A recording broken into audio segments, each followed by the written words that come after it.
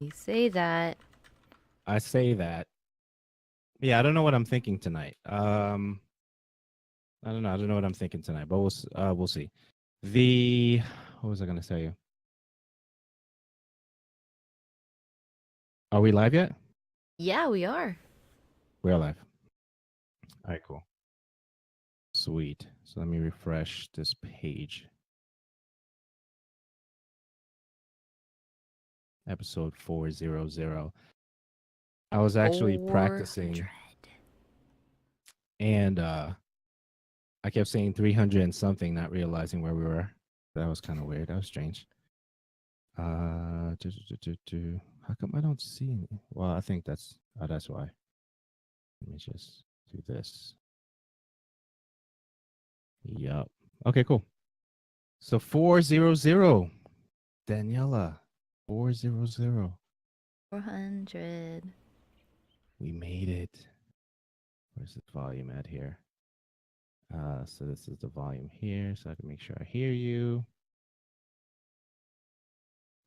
All right. Any last tidbits of data before we start? I got Overwatch. Oh, you did? It was gifted to me, but we can. Okay. For what for? PC. Okay. So we can actually. Are you excited to play Overwatch? I am. We can Okay. we can add that to our preamble. I was like a little bit early. Yeah. Oh. Yeah. We can actually go right into that. Actually. So episode 400 Alrighty. of the show radio Are you begins ready? now. Am I ready? Are you ready? I don't think I'm ever ready. Yeah, me neither. You know what's interesting? It's like, why do we ask that question when we know for a fact that we're as prepared as we can be, and there's question marks along the way every single time. I think that's really funny. But we can start. Hey, what's up, guys? Welcome to another episode of the Show Radio. It's episode 400 of the Show Radio. I'm your host Andrew, Hey guys, I'm Danny.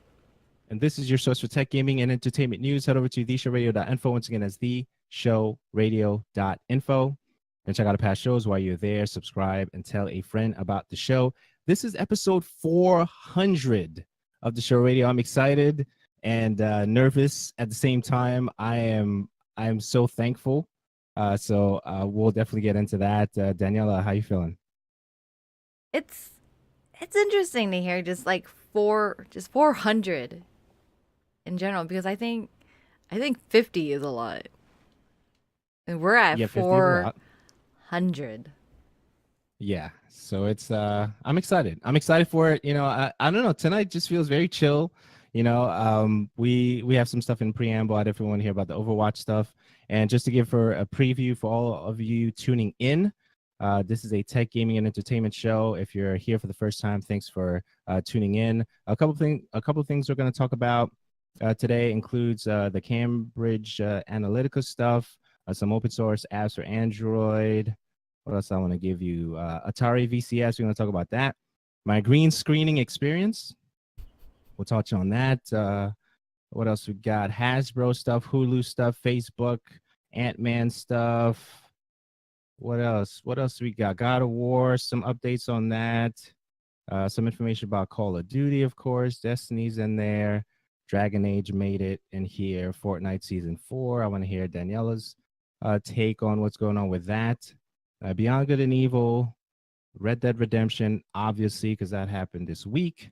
And then some final thoughts and some takeaways and some reflections of episode 400 of the show radio. You are here. You are sitting in the hot seat. And we thank you guys for tuning in and hanging out with us. Daniela, what's on your mind? I don't know. It's been an interesting week. Pretty good week. So, good news. Okay, we'll start with good news or start with bad. Let's start with the bad first. Let's get that out of the way. So, I guess I've been hit up quite a few in the last several days to make sure that I was okay because, as it's on the news, there is a volcano, which is on the Big Island, which is also known as Hawaii, but it's not the state of Hawaii. Um, has increased, I guess, earthquakes and stuff happening from Thursday, and then it just started going crazy, and erupting, and just lava flow is like different amongst the pattern that it was normally. It was usually just going outwards, and it was okay. It wasn't that big of a like, it's a concern. It's a volcano. It's an active volcano. But now the direction that it's going in, it's like it's just kind of like cracking open these new hits, I guess you can say. I don't know what the actual terminology is there. So that's kind of crazy. So I've had some friends in the mainland who don't quite know the layout of Hawaii. So they thought it was affecting me in some fashion. And the Hawaiian Islands compared, like the big island is at the bottom of the chain, and I am the furthest point away from it. And I always tell them, I'm like, if the lava is going to be getting to me, the world is ending. That is it. That's all. But I'm okay, and I appreciate you checking on me. And I find that very interesting that they contacted me about that. But like last month, my island was like a quarter of the island was flooded and submerged, and we had tons of problems there. There's still a lot of roadways that are haven't been repaired, and very limited access for even the people that live over there. And I think the last that I read, it was like close to $40 million in estimated repairs. Wow. So I got a lot going on over there. But I don't have any family on the Big Island, so I don't really have anybody to contact over there. I don't really think I've any friends over there to see. So the news bits I'm picking up is from like social media. Don't trust Fox News. I retweeted a picture of Fox News reported that Oahu residents are having to evacuate because of the volcanic gases. And I'm like, that is the wrong island. You had one job, Fox News. One. And it's like, that's... And the funny thing is, I messaged some friends in Oahu. I'm like, so how's your evacuation going? And I had several of them post back pictures of like, oh yeah, the smoke is killing me. And it's them grilling a barbecue. Right. And another friend who was like taking pictures, like she was relaxing on the couch. She's like, I'm massively packing right now. I don't know what to do with myself. I'm overcooked. That's crazy. And How do you get that? I mean, I guess people get things wrong all the time, but that's a big deal. You're a news source. Yeah. So make a mistake like that. But on good news, which apparently it's like it doesn't take away from the bad news really. This morning I was gifted an amazing game to go and try out, which is Overwatch, which I've tried out like a little bit, a handful of times when it had its free weekend. I just never ever fully committed. And I woke up and it's like, here's Overwatch, and I get to now experience what everybody else has been loving about the game. I get something new to learn about or learn to play. And the fact is I get to play with more people, because not everybody, I play a lot of Fortnite, and not everyone's like, that's not their cup of tea, but they play a lot of Overwatch because they like shooters. So hopefully I get to hang out with those people and they get to like carry me or something. I don't know what kind of character I would play. So that's kind of it. Word.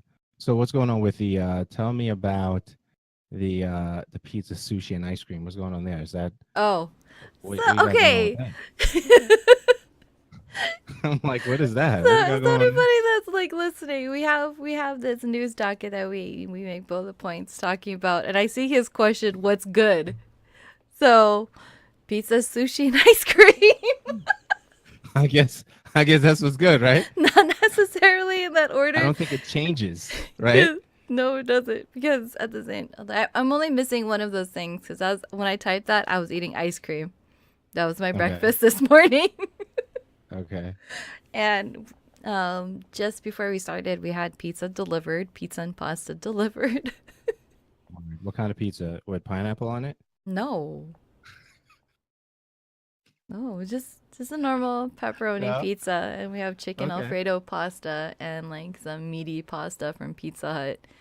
You guys are eating good right now. What?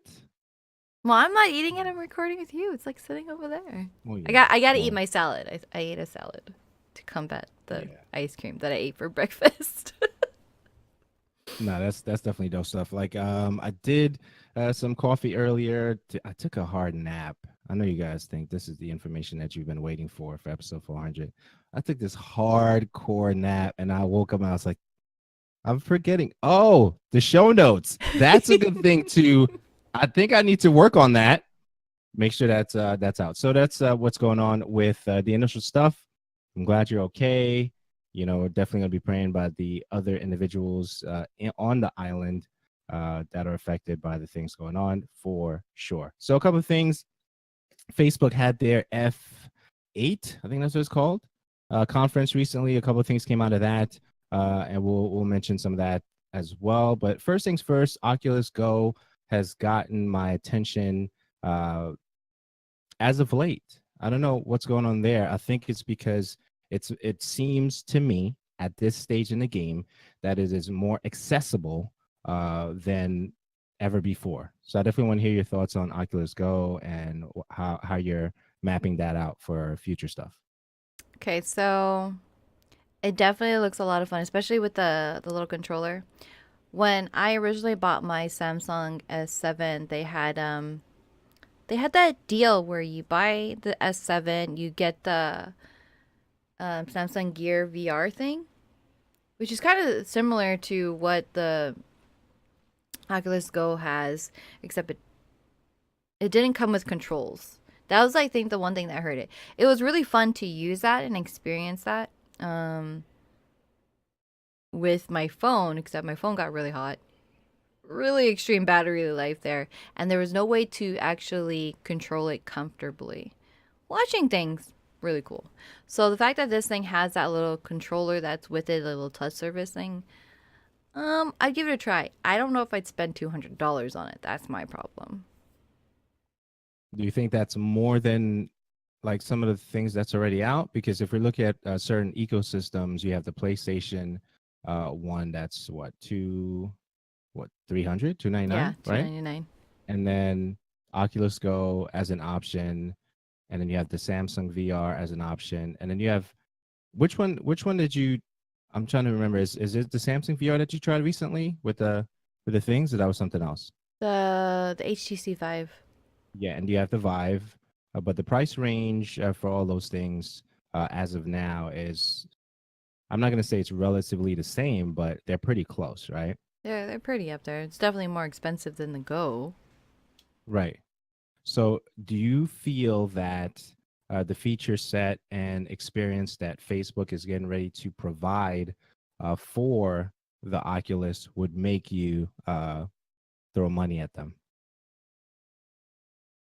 No, Okay. not Why not? not for me personally. It just doesn't. I mean, if they created something else, maybe I would consider it, maybe down the line. But right now, it just doesn't speak to me and my DNA and what I want currently. Not to say that it won't change in the future, but right now at this point, I'm not really too drawn to it. I think it's a cool idea, but in particular with the Go, I just feel like this experience is so kind of lonely. Interesting you say that, but go ahead. Expand on that thought right there. Well, because okay, this is using your phone, which nobody can really see what you're doing. Nobody can see what you're experiencing. It's just you. Whereas when you have the PSVR or with the HTC Vive, the people that you're in the room with or you're with in general can see what you're doing, can be a part of it in some sense, even though they're not playing. So like that's my whole deal. Right. And I don't think currently right now they have any, somebody can correct me on this, but as far as I know, there's no like co-op VR experience in like a couch co-op VR experience. So Right. that's where I see you getting banned over there. You're so distracting me.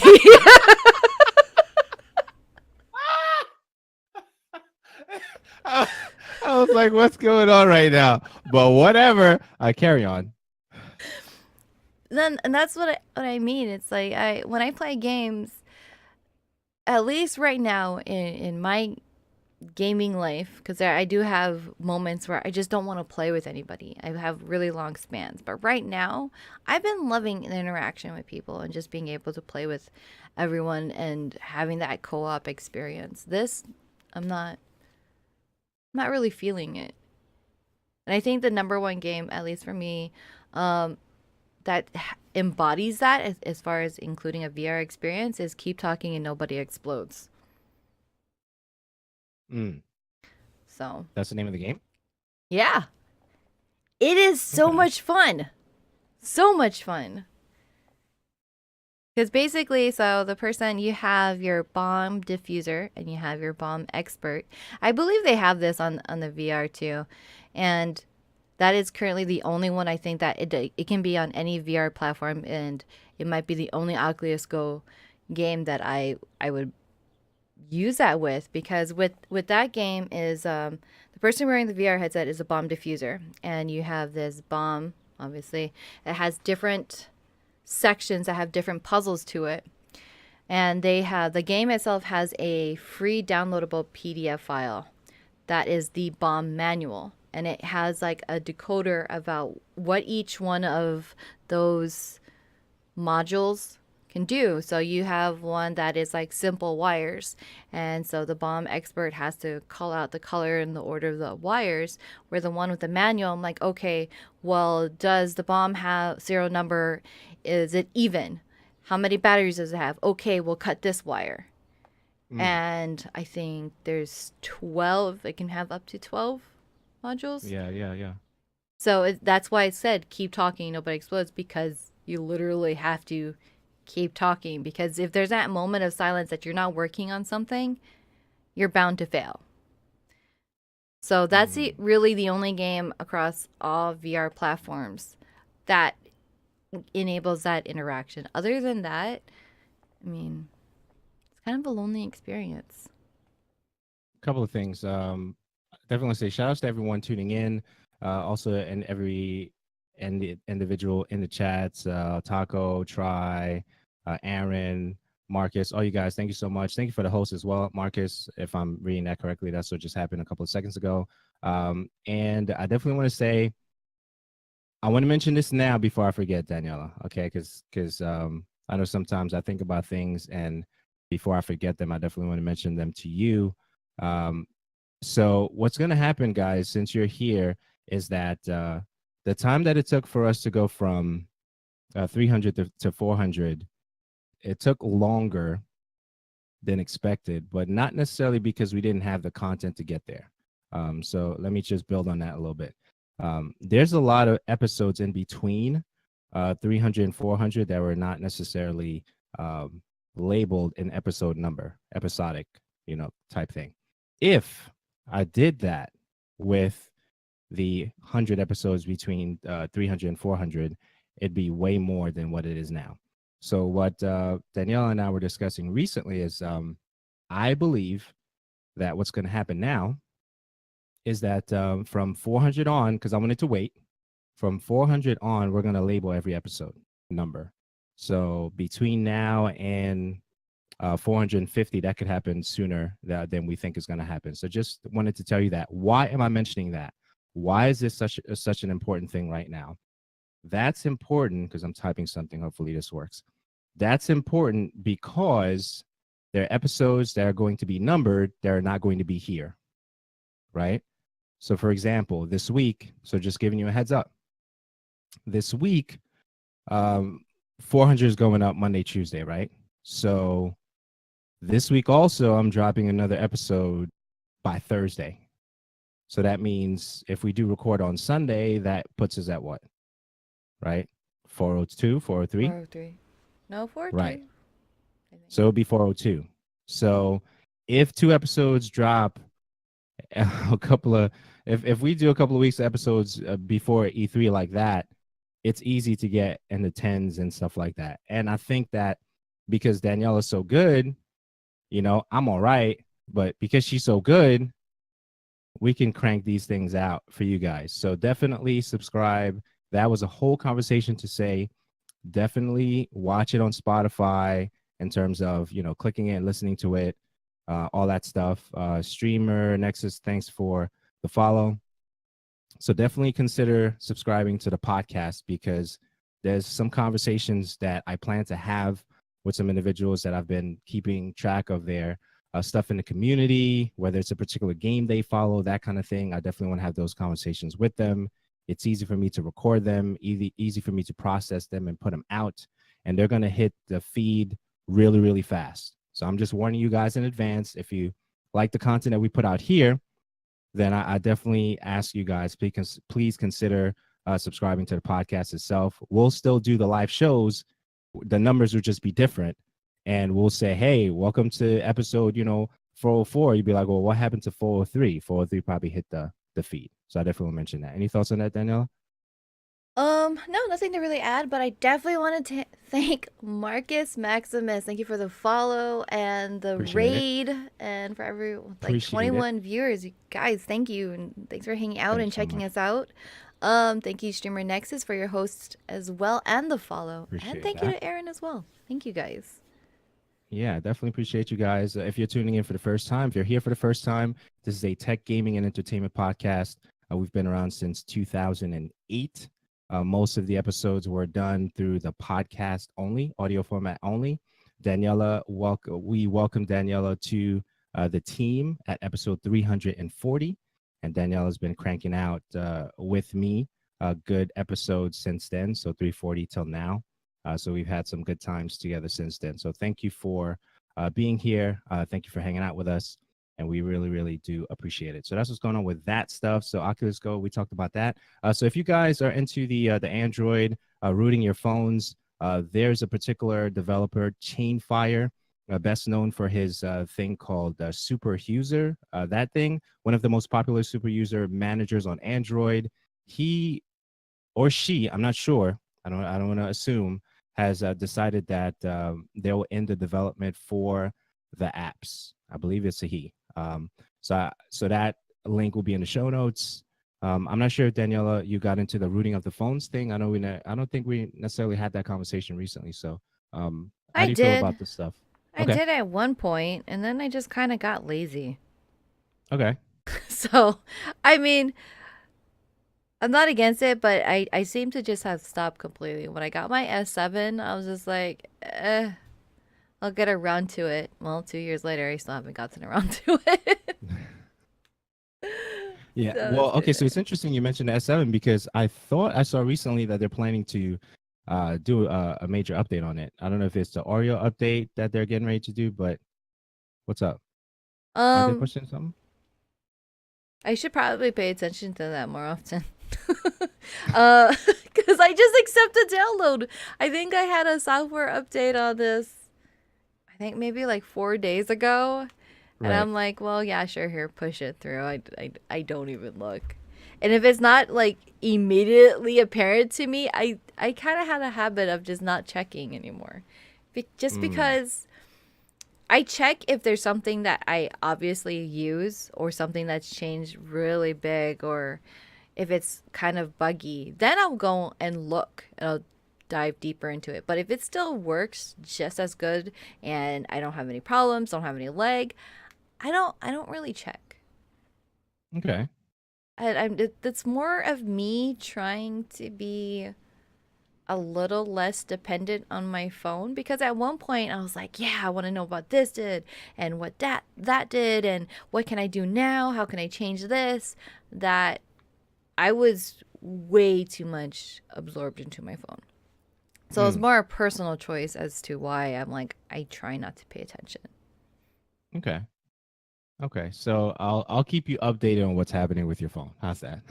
Yeah, you can totally do that too. And thank you for the follow there, Overwatch listas. Oh wait, Appreciate it. Overwatch is Lidas. Appreciate that. I appreciate it. Appreciate it. So that's what's going on with that. Next thing we have is the GIMP. I guess the updated version of GIMP now is 2.10.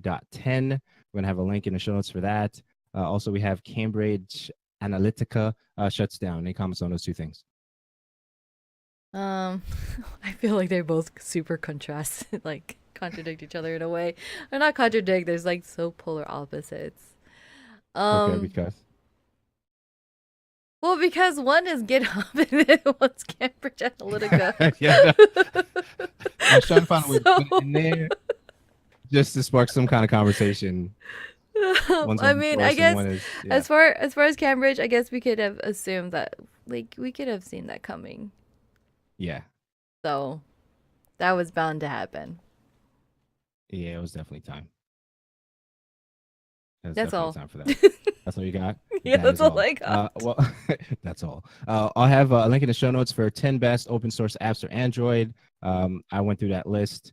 The show notes will be for that. Once they go up, they're going to be at theshowradio.info/400. That will take you to the links that of all the stuff that we talk about today. Like 99.9% of this stuff is going to have a link attached to it. That's what's going on with that. Also, we have how to create your own Linux private network with OpenVPN at your own risk. That's going to be in the show notes as well. And then I'll add this one, and then I'll ask for your thoughts. Obviously, the Instagram testing out a new video chat feature. Any comments on those things? Again, polar opposites. Maybe I strategically did that before I went to sleep. I don't know. Well, this is great. Because one would speak to me and the other one was like, at your own risk. I guess I don't have a Well, I have Linux. to say that. I have to say I that, know. though, No. because, people. Well, you can also test the video chatting feature on Instagram at your own risk as well, too. Because there might be unwanted video that you don't want to see.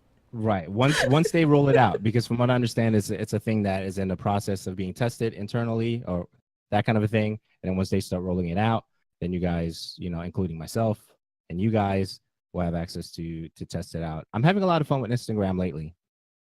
I'm having a lot of fun because I'm trying to test out. Okay, so shout outs to all the awesome peeps. Aaron, Taco, with the clips that they've done for me on the channel. Since I know we're going to talk about the green screen thing in a minute, but I'm having a lot of fun posting these short clips of these moments that you guys picked, and I have the ability to watch them back and be like, man, you're so into the game, you don't realize how awesome those moments are. And when somebody actually captures it for you, and I still don't know how to do that, the way you guys, I don't know how you did it. It was fast. It's almost like you guys are doing it real time. There's a button. There's a button on top of it. I don't know.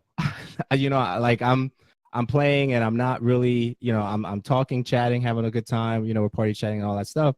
And then they're clipping these things and I'm just like, this is dope. So I posted one of the clips on Instagram and it did really well. And I have another one that I want to post either tonight or Monday. So I'm looking forward to doing that. Appreciate it. Scared me. Yeah. What's going on today? You guys are hype. I appreciate it. We celebrating. Thank you for the 100 bits on Taco Justice.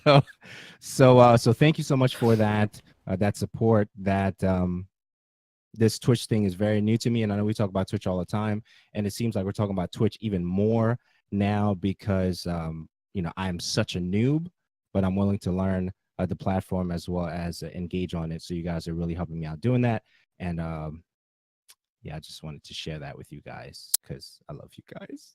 Let me bullshit today. Yeah, if you definitely have been enjoying our Discord, you go and check it out because Andrew has been working really, really hard on like making it so good and breaking it down. Love you guys, man. I want Awesome. y'all here. I want y'all with us. I want y'all to chill. I want to share information with you real time when I get it. Because I'm always looking at stuff online, stuff that I think will, make your day better, whether it's an app or something like that. Even recently, I installed a new launcher on my phone, and I'm gonna add that on the Discord stuff. So guys, if you're watching, listening, tuning in, definitely tune in Discord. theshowradio.info/Discord will send you an invite in there, and you guys can hang out with us. I usually check it throughout the day. So whatever you guys post, I can see that. looking forward to even gaming later on. So I'll plan to be on if you guys are playing any Destiny stuff later on. I just want to get these things out of my mind so I don't forget. I'm down to play. If you guys are down to play, just let me know. We'll do the party chat thing, hit up some Iron Banner before it goes away. Yeah, word.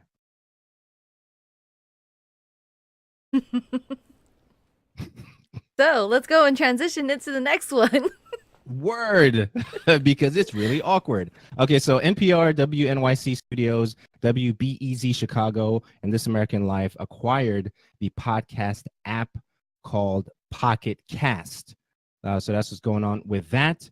Okay, so Pocket Cast for me is one of those apps that are really, really, really good on Android, and I don't know how good it is on the other platforms. I'm an Android user. That's the only lens I have, to be fair. Okay, so but what I recently started doing is looking at other apps. But before I get into all that, I just want to hear your thoughts on that acquisition, Daniela. I mean, if they're going to improve upon it, sure, that's great. As long as they don't change it, because Pocket Cast really is my favorite one. It is. I've tried the other ones, they're okay. But I love the way that Pocket Cast actually works. It's very intuitive and it's just simple and easy. Okay, so I have another one for you. What's that? Okay, I have another one for you guys. So I'm actually transitioning because as you guys know, there's some dope apps that are open source on the Android platform. One of them being VLC, which is the music one, right? The one I'm using now, as far as the podcast app, is called AntennaPod. Have you heard of AntennaPod? No. AntennaPod is open source. It's really good. It doesn't have fluff. It has exactly what you need to manage your, podcasts and all that stuff. And I'm using that now. I do have Pocket Cast. I'm actually just testing out AntennaPod. That's been really good. The rating on the Google Marketplace, if I remember correctly, is 4.6. Okay, it's really good. It's a solid open source podcast manager. That's what I'm running right now, and I'm looking for all the apps that are open source so I can run them on my phone. And it's been really, really good. I like the features so far, the speed options, all the stuff that you can do in the settings. So I've been using Antenna Pod. The rating on the Google Play Store is 4.6, if I remember correctly. Definitely look into that, and I'll post that in the Discord as well. I definitely wanted to mention that. Pocket Cast you got to pay for. AntennaPod is free. I'll go and look at it. Yeah. But it's gonna have to amaze me if I want me to change from Pocket Casts. Just saying. It's good. It's a solid app. If someone said, you know what, I want a solid player, I don't want ads, I don't want to pay, but it has to be really good, that's what I would recommend right there. AntennaPod on the Google Play Store. You can download it through the F-Droid. You can download it through there, or you can download it through the Google Play Store. F-Droid is another marketplace. It's pretty dope. They got some cool stuff in there as well. And also a Reddit. So while I'm thinking about it, there's a Reddit app that you can use. It's called Slide, but I think it's only available on the F-Droid store. I'm running that, and it's really good too. So that's another one. Free apps today. Free apps for you guys. Free recommendations. Well, I don't want to forget. I want to give you guys all the love today. All the loves. So that's what's going on there. Podcast is great. Based on that particular article, they mentioned that they were not going to make any changes to the app itself, but whatever they plan to do with it, we'll have to see in the near future, as you mentioned. Any last thoughts on that? Mm-mm. Nothing there. Okay, next thing we have is change your Twitter and GitHub passwords. Okay, so this past week, there was a little bug with the Twitter thing. Daniela, I want to hear your thoughts on that, and then I'll just expand on that a little bit. Well, I've mentioned this before. I think it's just a good habit to periodically change your passwords on your accounts, regardless, whether it be in 3 months or 6 months increments, or even if it's daily. Although that's kind of ridiculous, but it's just a good habit.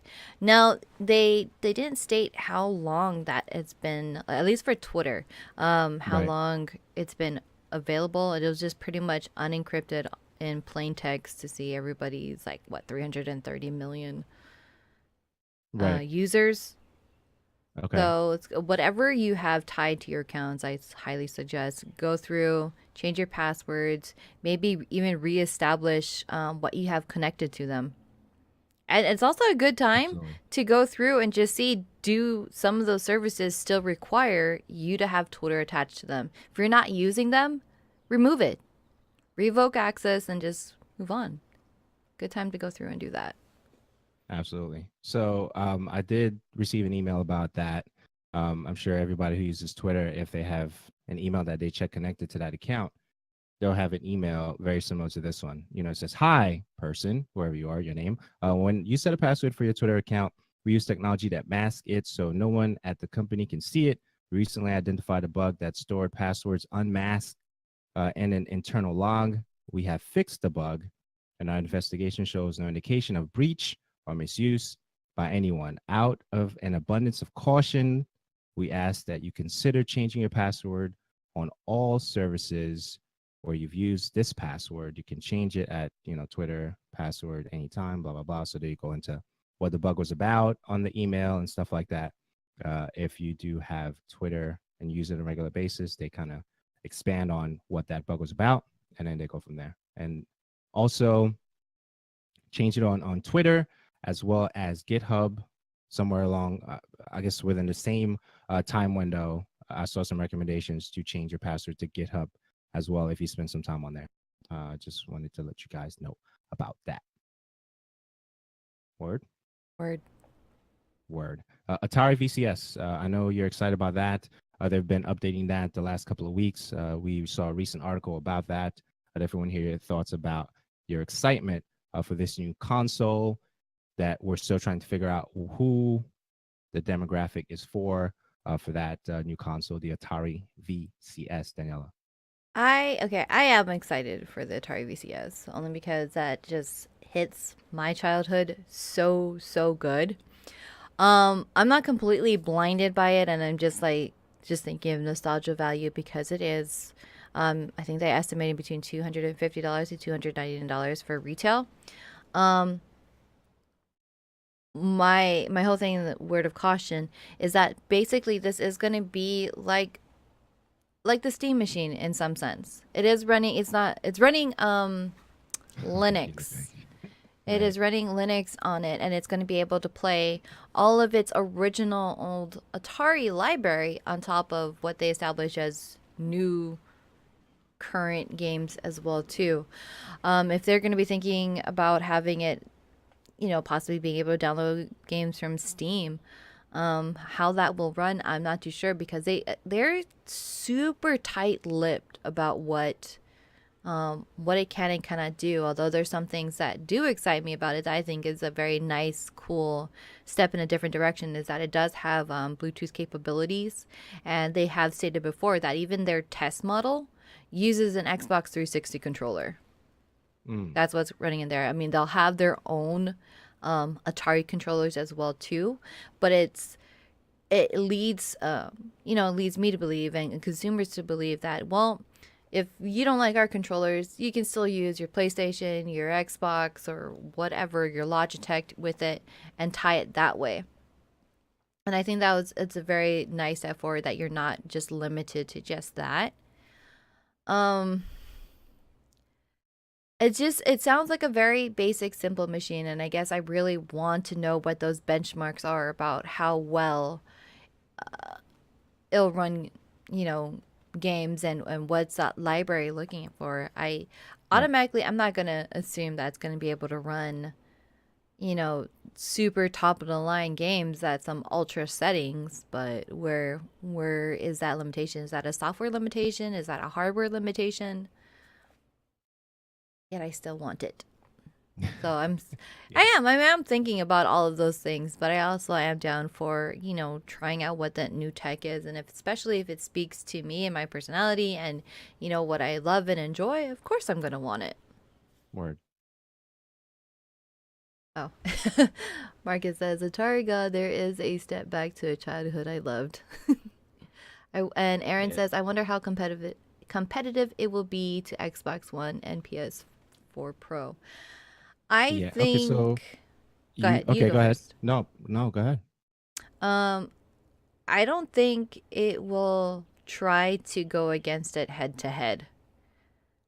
I think it's kind of gonna be like the Nintendo Switch, where Oh it's my just kind of gosh. like, where it kind of, or just Nintendo in general. Like you put those three in the same category, but Nintendo doesn't care what its competitors does. It kind of just does its own thing, and you just love them for it. And they do it well. And I think that's kind of what the Atari VCS is gonna do. It's like we're here. We do play these current gens. Yes, we are our own console, but we're just kind of doing our own thing. I don't think they will be on that level of the PS4 and the Xbox. I feel like that's just a competition between each other. So but I do feel that it's above what the Steam machines were trying to be. And that's where I'm at. Word. You need to stop banning yourself. You, you need to go into there and change that. My goodness. It's like, bro, stop it. I don't care You're if you killing own this yourself. channel. You stop this. You're killing yourself, bro. Stop it. So that's what's going on with that. So yeah, you read my mind completely. Because I'm not even gonna like hang my hat there uh any longer. Okay, so that's what's going on there. So green screening stuff, right? So Okay. let's have a conversation about green screening things. Okay. I am new to the green screening game. Okay. So I picked up this thing called Limo Studio Green Screen Plus Support System. Okay. So Cease of Rage is one of my favorite games of all time, Aaron. So thank you for mentioning that. Now I'm all excited. The music itself is great. Totally. You just threw me off when you mentioned Cease of Rage. So wow. So yeah, so the screen so I'm sitting here setting it up. I'm talking to Daniella and she's watching me set it up. Okay, I want you to tell that whole bit, okay, before I talk about the specs and stuff. So go So ahead, tell them. I needed to talk to Andrew about some, E3 stuff that's coming up and going forward and how to handle that because yes, I went to E3 last year, but I went as a gamer thing, and I want to make sure that I get my conference con etiquette right. So how to answer emails or approach or anything like this. And he's over here trying to set up his green screen. He has it up against there, and he's like trying to eye where the like on the camera the cutoff length is. So he's like, he looks at the screen, sits down, gets up, sits down, looks at the camera. Is it over here? Wait, over here. And then he's like doing jumping jacks. Man, I know that struggle, and it's frustrating. But once you have it set, you don't Woo. want to touch anything. Nope. You're like, we're No. done. We're done. It's yeah, it was really cool. I'm glad you got to experience some of that silliness. But yeah, so this thing is a I just posted the link in the chat. So I did that. It's a 10 feet backdrop support system. Okay. I'm 6 feet tall, by the way. Just random facts there. So you get the tripod stands, you get a carry bag, you get the crossbar, and I dig it. So here's what was going on. So when I installed it, which took a little bit once I figured out how to work the stuff, the sheet is very very long, right? And but something was going on. I started sneezing once I took it out of the package. I was sneezing. I was trying to figure out what's going on. So what I ended up doing is I washed the sheet and then obviously dried it and then put it back on the thing. And everything's been okay since. I don't know. Obviously it was a dust thing. So once I did that, everything was cool. So it's set up. It's huge. It's perfect for my setup with a PlayStation. You guys who've tuned in thus far, has mentioned that you guys liked the new setup, so thank you for that. At first, I used the paper, so I went to this store called AC Moore. So whatever your local craft store is, it may not be AC Moore, it could be Michael's, it could be something completely different. So I went to AC Moore, I got the paper, they got the roll. So I used that first, and then I was like, you know what, this is really cool. I said, but the paper one day may just fall off, you know, the wall with the tape. So I said, I might as well just invest in something that I know for a fact that I'm going to use. So let's just go ahead and do that. So, and I picked it up, and so far so good. You guys have said you're digging it, and I see people getting deleted, their messages getting swamped out, and it's okay. It's okay. You know, you guys need to let me know what I need to. Well, as I mentioned before, you gotta let me know what links I should whitelist on the Nightbot so it doesn't go as crazy as it's been. I'm so sorry. I, Because I thought I adjusted it. I don't know what's going on Apparently right now. it was a lie. What happened? Okay, so I went into Nightbot and see if I could adjust it just a little bit, and I did. And What is that? I adjusted it so that the emote options can go up to 12, and apparently it's not. It it didn't. It's not accepting it. No, I thought All it right. did. We'll have to look at that, guys, in another episode. Okay. But I just you know lied what? to them. I'm I'm so sorry. I'm glad that Nightbot is working because you saw it banned me like twice already. Live, by the way. Let's not forget that part. Okay. It happened twice live. So that's what's going on with that. And we got more stuff for you guys. Definitely want to talk about some additional stuff. So the Limo Studio support system, this backdrop system, I would definitely recommend if you're not. Okay, so this is the other conversation I wanted to have, and I want to be fair about this conversation, right? Because you guys are influencers, content creators, and all that stuff, and you're trying to get your brand up, you're trying to get your swag up and all that stuff, and I understand all that stuff. If a company decides to send you a particular thing and they let you keep it, be excited about that, because that is a joy that we have. That is a benefit that we have when we create content and companies decide that they want to send us stuff. And I'm looking directly in the camera because I want you to know that it's okay not to feel, I don't know who you are, but you should not feel bad because the company decided and they said, hey, I like you, I'm gonna send you stuff. Okay, just honor the company by reviewing and talking about their stuff. This green screen was not what happened. That didn't happen with me. Okay, that was actually, I love free stuff. I actually paid for this one. Okay, so this was actually cash money. Okay, I had to dish out to Amazon for it to get to my house. So that kind of thing. But if a company says, you know what, we like you, we're gonna send you this, be excited about it, enjoy it, and don't let anybody tell you that you should feel ashamed for that particular thing. Anything else on that? No. I mean, there's always different options for your green screens and everything that you're getting, and Word. always be appreciative of it and humble. Humble is Absolutely. always number one. It always is Absolutely. like rejoice that you're getting stuff, but don't let it get to your head, because there are Yeah. times where So you can't keep it, right.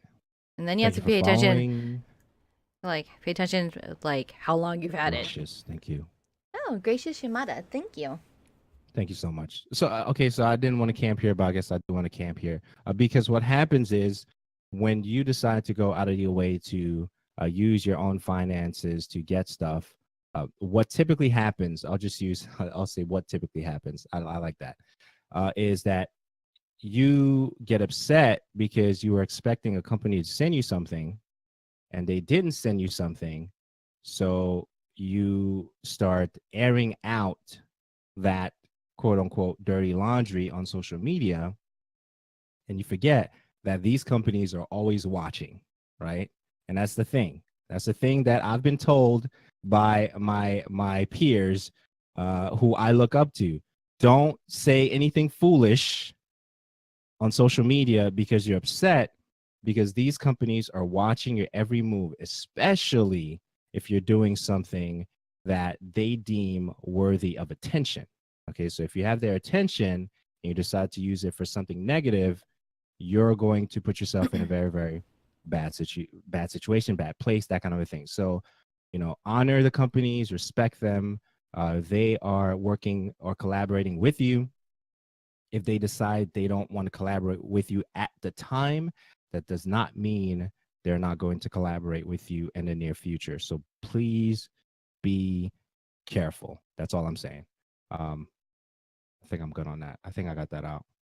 Yeah. And it doesn't just apply just to having a podcast. This applies whether your print, your media, you're a streamer, a YouTube content creator. It does not only apply to just being a podcaster. Word. Always just be mindful, and it's not necessarily changing who you are. It's just being careful with what you say. Absolutely. Okay, so this was a conversation I had with Daniela recently. We can't recover as fast as the writer working for a IGN, a Kotaku, a Game Informer, right? We can't. We can't afford it because they have so much more resources than we do. We can't recover if the freelancer slash writer that one random Tuesday at 2:15 decides to wild out, right? We can't. So then, it is what it is.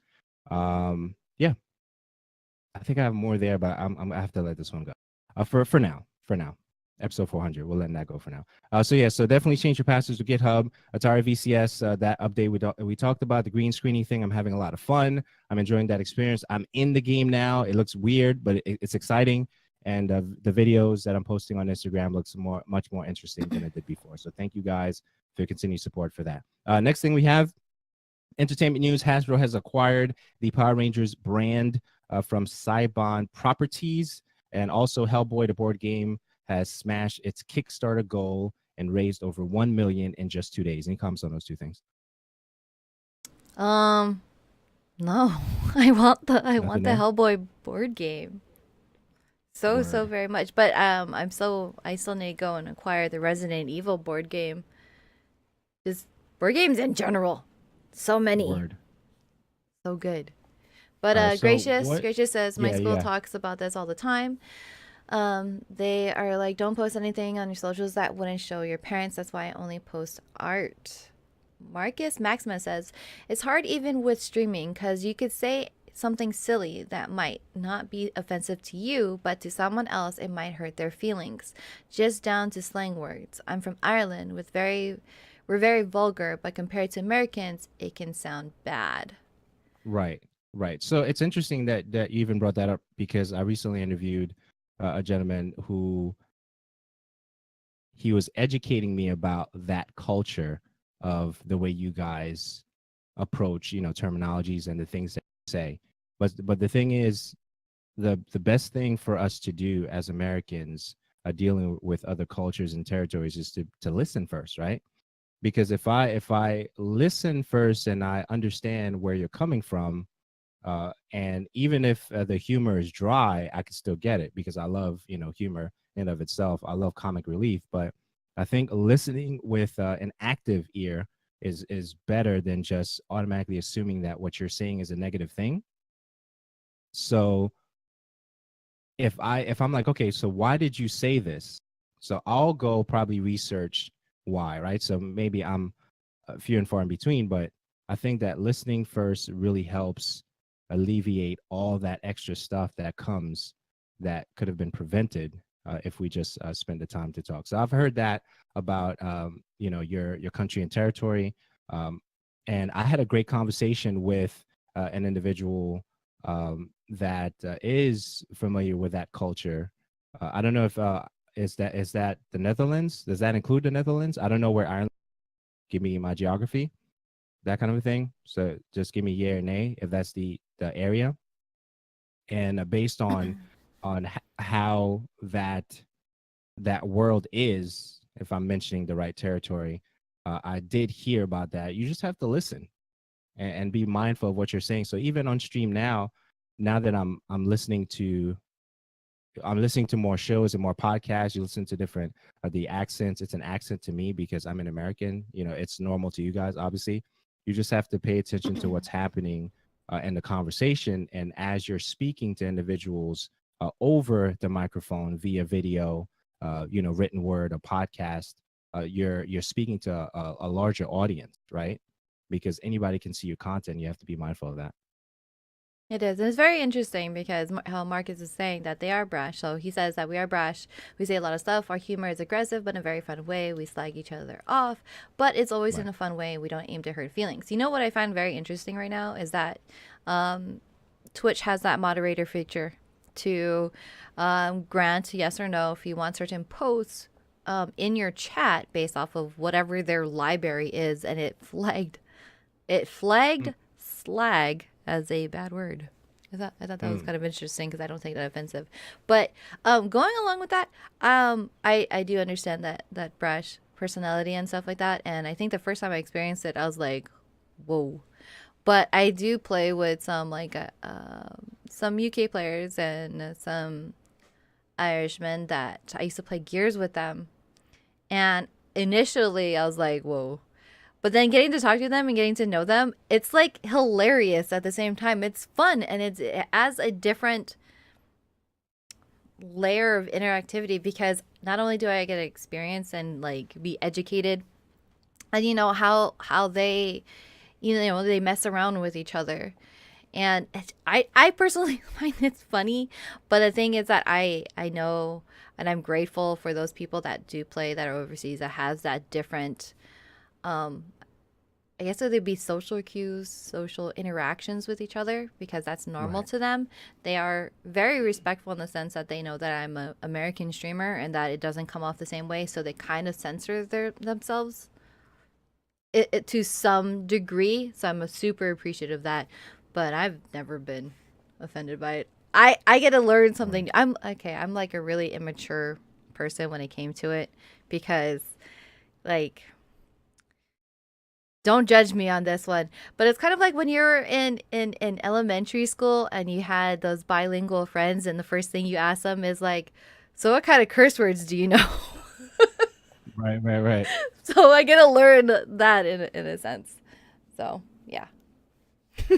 Yeah. So it's interesting, right? So even with Daniela and I, some of you guys have known Daniela for a long time, and the way she started recording the show with me, it was based on online conversation that went back and forth for about 3 to 5 years, to the point where I was like, every time I am doing something actively in content creation, she was always there. And then that became, hey, why don't you come through and just come hang out with me for a couple of episodes, and here you are, right? That kind of thing. So where am I going with that? What most people do not know about me is that I have Asian in my family, right? So you guys just learned that for the first time if you guys are tuning in. And so I had to make sure I was fully aware of what made Daniela tick and what ticks her off, right? And I had to understand that. And we had to get to a place where I can say certain things and know for a fact that it's not going to wound, right, her, Mm-hmm. right, in terms of performing and content creation and stuff like that. So I think there's and one of the things that we share, in terms of familial stuff and that kind of a thing, is there's a high level of honor and respect, which I've mentioned in past episodes, that regardless of what's going on, we can talk about anything, right? And which is why it seems like to many that we flow the way we flow, and that's not, we're not putting on a show, quote unquote, with that. That's a real thing. That's a genuine thing, because it's something that I believe that we should continually work on. But that took time. That took time. But the fact that I needed to understand some things about her culture as well as my culture to some degree, and that really helped out the flow of how we do things today, which I'm definitely grateful for. Andrew, I have a Yo. serious question to ask you. Oh man. Oh man. Don't be Okay. nervous. I'm nervous. That was serious. That tone you gave me, I was like, whoa, okay. What Power Ranger do you want to be?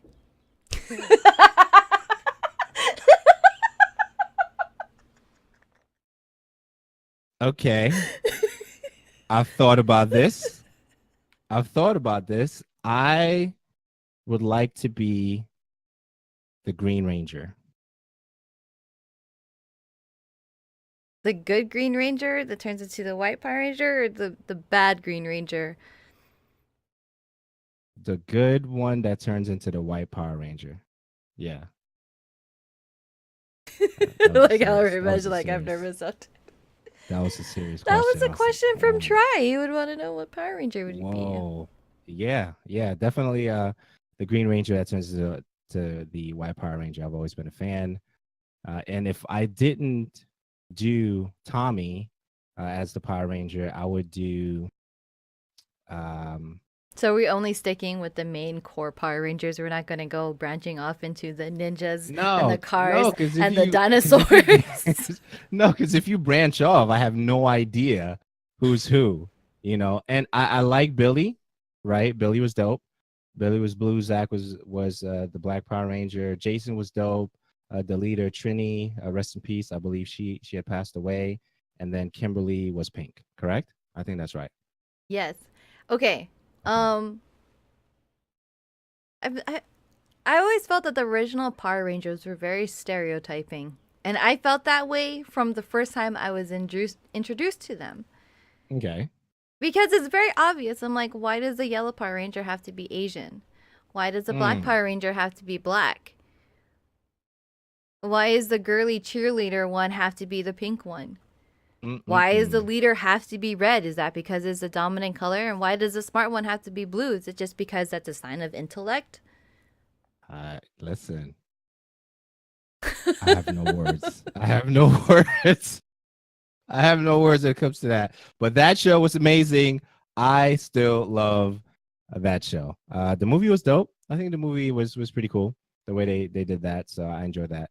But yeah, so those colors were interesting, and it allowed me to easily remember which Power Ranger I wanted to pay attention to in a particular episode or series, because that show went on for a while.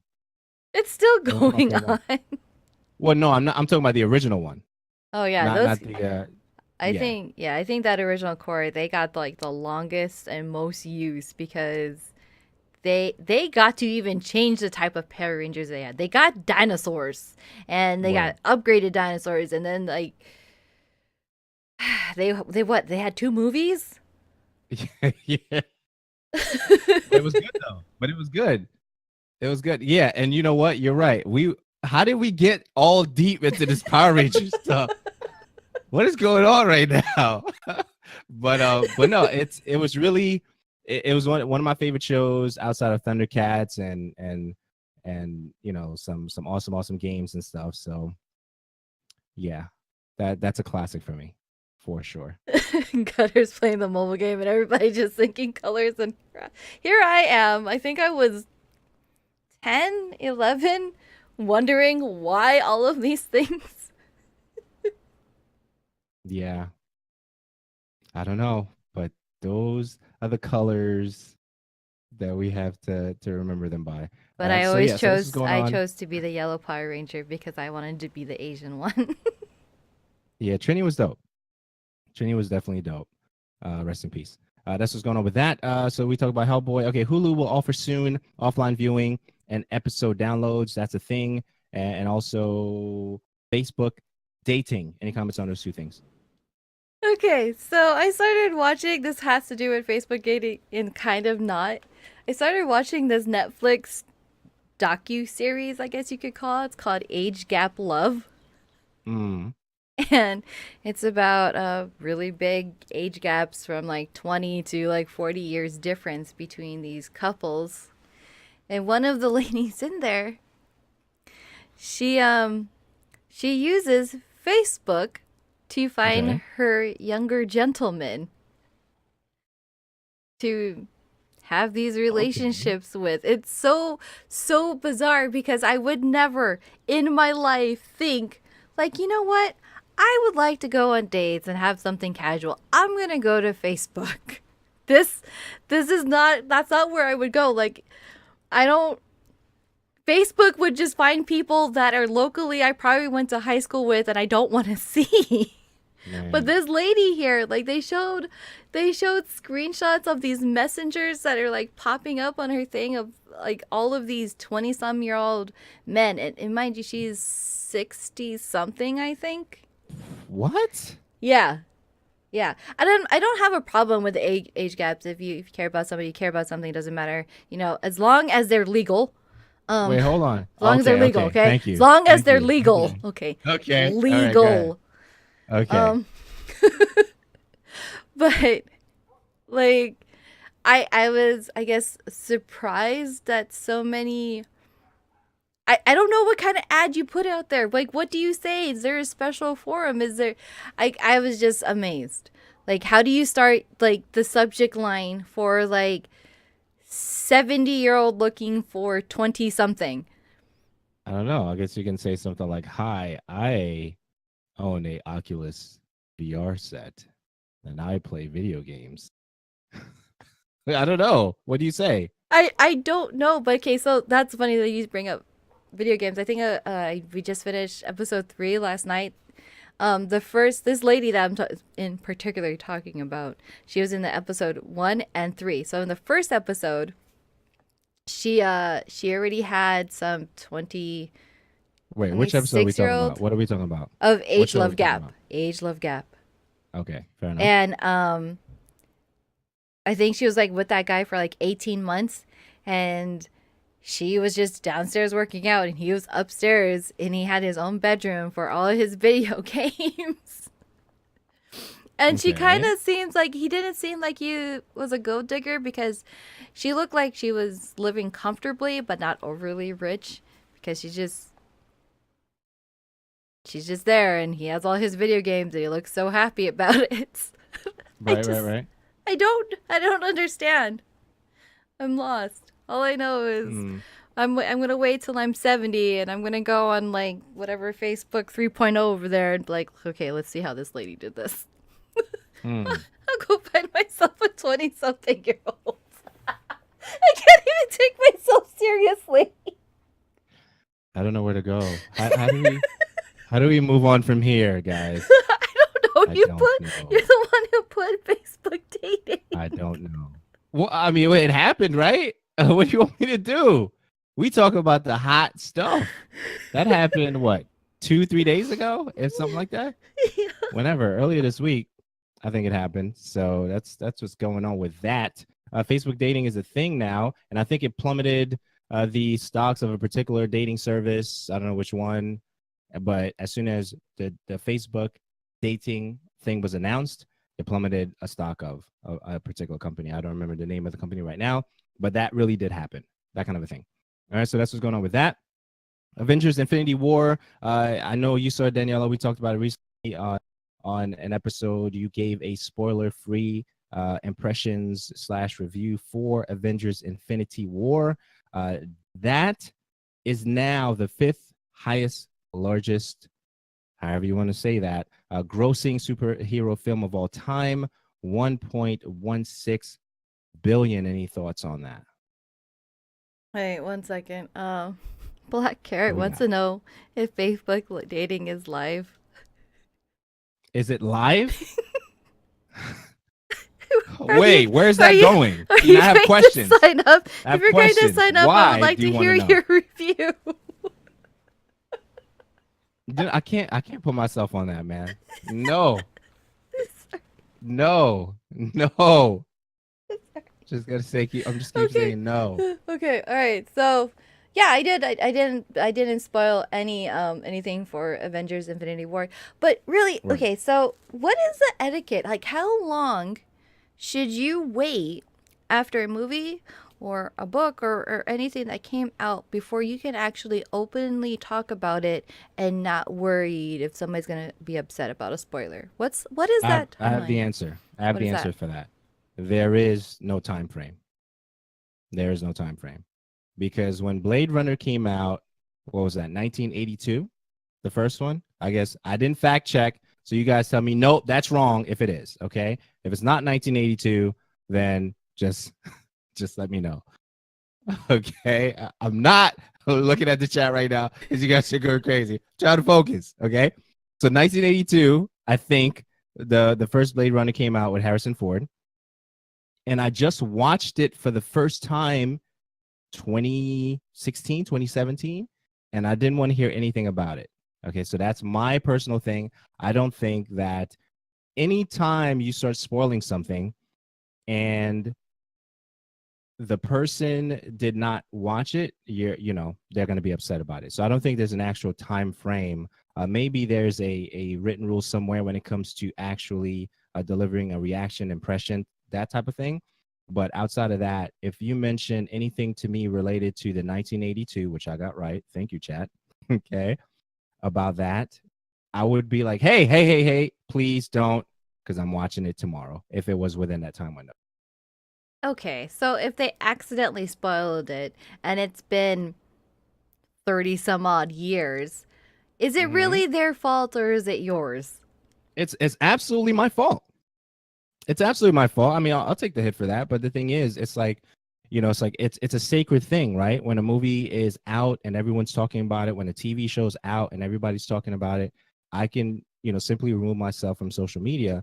But if we're locally having a conversation and I specifically ask you not to share anything, and you have this uncontrollable thing about you that you have to share anything because you have the information fresh in your mind, we probably wouldn't talk for a while, because that's a sacred thing. So I think I'm to blame. But at the same time, if you ask somebody locally, hey, don't talk about it right now because I'm seeing it tomorrow or I'm seeing it over the weekend, and they can't help themselves, then they're not coming over for dinner for. Oh, Gracia says you can only talk about it when you know that other people in the conversation have actively seen the movie. Other than that, don't talk about it. Aaron says we can't see every movie. I'd like the opportunity to. But Marcus, if you spoil a movie within less than 30 years of its release, he's unfriending you. Mm, And Try mm. doesn't want any Back to the Future spoilers. You want to know what happened? You want to know what happened with that one? He went back to the future. That's what happened. Okay, so that's what's going on with that. So Avengers doing really well. I'm looking forward to seeing it soon. I don't know if soon means, when it actually comes home and I can watch it at my theater, or if I'm leaving my house to go to someone else's theater. I don't know yet, but we'll find out soon enough. Okay, so we did see, well, I shouldn't say, well, yeah, we did see, a good portion of us, this recent Ant-Man and the Wasp trailer. I want to hear thoughts. I want to hear chat comments about it if you guys peeped that, because I thought it was really, really dope. Daniela, talk to me about that. I can't What did talk you to think? you about that. Not yet. No, I can't. Well, I mean, I You watched it. want? Yes, I watched it, but my thoughts on it Mm-hmm. contain Infinity War spoilers. So that's where I'm at. Ah. So that's where I'm sitting. That's why I was asking, because you have no idea that I'm just like bursting at the seams of like, I can't talk about it because then people will Okay. stop being my friend. Okay, so I don't. Okay, so there's no context for me in that particular regard for the fact that I have not seen Avengers yet, but based on this particular trailer and what I saw, I really enjoyed that. I recently watched that movie maybe a couple of months ago, the first one, and then the new one is out. Let's try to get another date wrong. I think the new one is out July 6th. I wonder if you guys can fact check that for me. I said July 6th. Okay. So tell me if that's completely off. I would love to see if I got that. Okay, so let's do that. All right. So yeah, so I did enjoy it. Looks dope. We're showing it right now. It's pretty exciting. They were comparing sizes towards the end of the trailer, but you have to understand the context of what was being talked about in relation to that. But it was definitely cool to see. 65. 65. 65. That's pretty dope. All right, Aaron. Appreciate it. Trivia, year trivia. Yeah, so that's what's going on with that. So I'm excited about this film, and hopefully it is something that we're going to be enjoying in early July. So that's what's going on with that. Well, I can And you actually can add in on share top of what? that. Well, okay, I Okay. won't go into anything about directly my theories. I guess there would be more about like theories and stuff. I am meh about it, really. I I'm not nearly excited. Like my excitement levels to watch Ant-Man and the Wasp are nowhere Right. near as they were to see Iron Man or Thor or Hulk or Captain America. Like I'm like, Right. cool, all right, you're coming. My excitement comes from like I want to know how it ties into what's going on and what how it ties into Infinity Wars and what's going to come from it and before is it after is it during it's all of those things. Hmm. So yeah, Yeah. that's all as I far as dig it. I will go with it. I dig it. I really dig it. I'm trying to catch up on all the Marvel stuff. I don't know. I may have missed one or two in between, but for the most part, I'm caught up. But I'm really loving what they're doing with the Marvel stuff. DC's trying to make a comeback, if you want to call it a comeback. But thus far, you have the Batman Gaslight thing that came out not too long ago. Recently, you have Batman Ninja that was dropped in April, right? Late April, which was exciting. We talked about that. So there's a lot of exciting stuff happening, and I'm pumped. Word. Word. Oh, the trailer is Word. ruining your fun. Don't play the trailers. you you don't want you don't want us to play the trailers? I Okay. thought you guys liked the trailers. Is that a spoiler thing for you guys? That's what's up. That's what's up. The global head of original content for YouTube, the global head of original content for YouTube, has said the company can't compete with Netflix in terms of original programming. Are you surprised, Daniela? Duh. Do you not see that most of the videos on YouTube is somebody's recycled content from someone else? So obviously, Word, I'm kidding. I'm kidding. word. Well, YouTube won't be able to produce anything that Netflix has. They're two completely different business like layouts there. It's Netflix has always been about producing original content and having those videos. So I don't understand where they thought that they could. Mm, I don't know. mm. But I'm not surprised by I that don't know. though. I'm not surprised by because there's some stuff on Netflix right now that I have no idea that came out in the last couple of weeks or months. They're putting out so many different things, and we talked about the genre I like to watch on Netflix as of late. The comedy stuff. They are putting out a lot of new stuff, and even stuff I didn't watch yet with the David Letterman, and I think he had the lady. I can't think if it's Molala. I know he had Jay-Z recently, but he had the lady before that. I can't think of her name, but I still got a backlog on that. And you have all the comedy specials coming out, and you have all the movies. You have Anon or Anon, depending on how you want to say that. That was recent, right? With Clive Owen and somebody else. That recently dropped. So much stuff.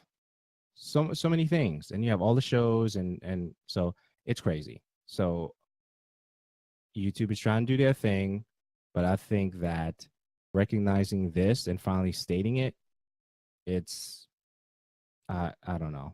It's not news to me, but I definitely wanted to mention it to you guys. Did anybody give Cobra Kai a view on YouTube? I did Not not. Did you, yet. Daniela? Not yet. Okay. It's on my saved thing so I can go and watch it, but I haven't tried it yet. And I haven't Mm, really heard much from others who have or haven't either, to be honest. word. Okay. It's a thing. So yeah, so Netflix is doing their thing, and they've been doing. So at this time, I'm going to take a little break for an ad break. ProXPN is the first one. ProXPN is a free, easy-to-use VPN service that secures your internet connection against eavesdropping, masks your location, and allows you to access your favorite sites no matter where you live or travel to. With ProXPN, no one can see the websites you visit or record your online activity wirelessly, intercept banking details, instant messages, or passwords. Trace your connection to find out the current location of your device. To get 20% off your account, visit theshowradio.info/ProXPN and use the promo code SHORAM for 20% off of the lifetime of your account. This show is also brought to you by Blue Apron. Blue Apron makes cooking fun and easy. Blue Apron provides you with all of the ingredients that you need to make a delicious meal in exactly the right proportions. To get $30 off of your first Blue Apron order, visit theshowradio.info/Blue Apron. Daniela, video games times. Video games. Video games. Video game time. We talked about a lot of stuff including already, but this is actually the section for video games, the main section of the show, the last but not least, obviously, of the show. A lot to cover here before we get into the video game stuff. Any thoughts? Well, it took us an hour and 20 minutes to get to this point, and that was for the first two sections. And if this is the main point, well, we Crazy, have another right? hour for you. Crazy. Another hour of power for you guys. Excited. Lots of things happen. Very it's slowing down to ramp up because we're in E3 season. It's ramping up really, really quickly. So we're excited about that. I have yet to get my plane ticket, but I know that's something that I am planning to have conversations about this upcoming week. So I'll keep you guys filled in. Definitely, I'll let you know what's going on with that. Daniela and all the individuals who've been asking me, hey, bro, did you get your ticket yet? And I'm like, nah, not yet, because my boy usually hook me up.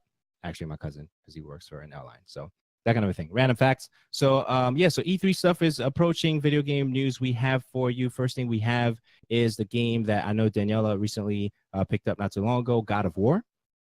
Don't judge me. I didn't start God it. of War.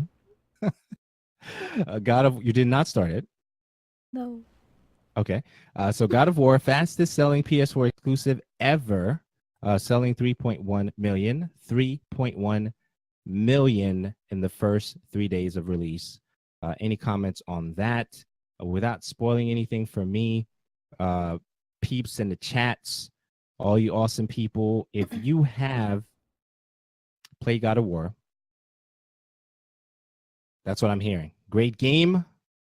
Playing it at the moment, says Gutter. Aaron, no spoil. So God of War, from everything that I've seen, even online, watching a couple of streams and stuff like that, and saying to myself, I'm going to forget what I've watched because I want to have that experience. It is an incredible masterpiece. It is. That's all I have there. Any thoughts, Daniela? It's certainly a very beautiful game. I've been watching my boyfriend play it, like little bits and pieces, because I don't want to be spoiled for it myself. But it should be of no surprise that it sold that well. No surprise at all. Right. So there was okay. So I guess I got more there. So there was a conversation or a news bit that I did see.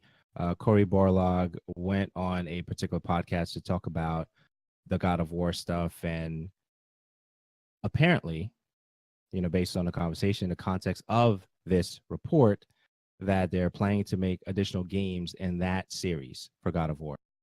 It may not necessarily be 5 games, it may not necessarily be 4, but they do plan to make more games, and I think it's good for gaming. Obviously, it's good for us who enjoy the games, and it's a beautiful game. Every part of the game, it looks like you can take a picture of it. It's so beautiful, right? And I'm excited to see, what they're going to do with that, as well as add it to the library in the future, because I add stuff to the library very, very late. I added to my library very, very early, and then I don't get to play it till very, very late. So that's what's going on with that. We have so Nintendo. Okay, so you recently talked about the Nintendo's new president, Shintaro Furukawa, says he wants to expand the company's mobile presence with more smartphone games. Any comments on that? They're gonna dominate that too, probably in some way, some fashion. But Absolutely. I mean, it's very interesting. I mean, he's still going through that transitional period, but to see that he's already just getting in there having these ideas, that's great. I don't know if all of them will pan out well, but the fact Right. that he's just coming in there and trying to be as creative as he possibly can, and seeing Absolutely. where they're lacking and just going into it.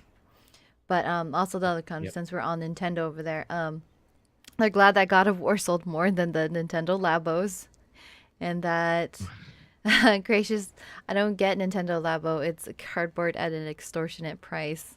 It Hmm. is. It is very, very expensive for a piece of cardboard. But And people are buying it though. yeah, people are buying it. And I can't remember who's the interview. This was like maybe 15 years ago or something like that. Was it? Was it Michael Proctor that said that comment about eventually like Nintendo could sell you like a cardboard box and you'd buy it or something like that? Was that I him? wouldn't be surprised. I wouldn't be surprised. He has a dope video show too, Michael Pachter. Uh, Dope stuff. But I wouldn't be surprised because he does the analytics and casting of certain things according to the numbers that they have received for the company that he works for. So yeah, I wouldn't be surprised. Yeah, I think it was him. I'm not even 100% sure, but I'm pretty sure that that said like Nintendo is good with this marketing. They can foresee them being able to sell just a regular cardboard box to people and they'd buy it. And you know what? Here we are, 2018. Here's a $70 box that you can just here's some string. Now you're a robot. And I'm not pretty only that, sure I did that when I was 5. not only that, you're gonna love it. Yes. That's I don't know how they do it, but they do it really. So that's what's going on with that. Next thing we did see Mega Man cartridges. That's been announced. That's a thing. Any thoughts on that? I want one. I need one. So get one. And as a little, oh my goodness, I know because it's limited to like 8,500 there. If anybody doesn't know, a little tidbit of information, I do actually collect not just current gens, but I do have a collection. I collect retro games, whether it be Nintendo, Super Famicom, Super Nintendo, and 64. I'm a collector, so I would love to add this to my list, Word. and I would love it, and I would And I cherish would love it, it. and it glows in the dark. Word, right? Yeah. It looks really good. It looks really good. Links in the show notes will be there for you guys. The show radio.info/400. That's where we're gonna have that posted once it goes live. Okay, so this thing I've been watching for the past 2 episodes. They just dropped episode 2 of Sonic Mania Adventures. As I stated, episode 2. One of the things I'm really enjoying about this series. Okay, before I get into that, I'm getting ahead of myself. You checked that out? Mm, no. Okay. Oh So wait, Sonic, right? yeah, I'm Sonic getting Mania I'm Adventure. getting ahead of myself. You know what? That confused me. Okay, because It's 7 seconds and I don't understand. okay, so the actual hold on. So the actual video That is I you think 3 linked. minutes is the wrong video. That's why. Do you understand why I was confused? I understand exactly why you were confused. I'm showing the Because video I'm now. the Like wrong video. Andrew over here links me this video about he's like, "Oh, let's talk about this. It's so good." And I thought he was trolling me because it's 7 seconds. And I'm like, "What?" Okay. Okay. My bad. Like, My what bad. are you talking My about? bad. Okay, hold on. We gotta do this real time. So let me see if I can work these screens right now. All right, so now check this out. Okay, you peep that? My peeping. I just dropped it in the Discord. Okay, it's actually 3 minutes and 14 seconds. So as Daniela, okay, ultimate troll, right? Yeah. Right? So what happened was I got excited. I could blame that I was coming out of a nap. Okay. So that's where I'm going to place the So blame right now. excited he gave me a 7 second video and left I me in won't mass take, confusion. And I just like yeah, accepted it. And I'm like, all right, well, I'm sure he has something really great to I say won't take about full this and responsibility. expand on it. Right. Okay. So it's 3 minutes and 14 seconds, the actual video, episode 2, a part 2.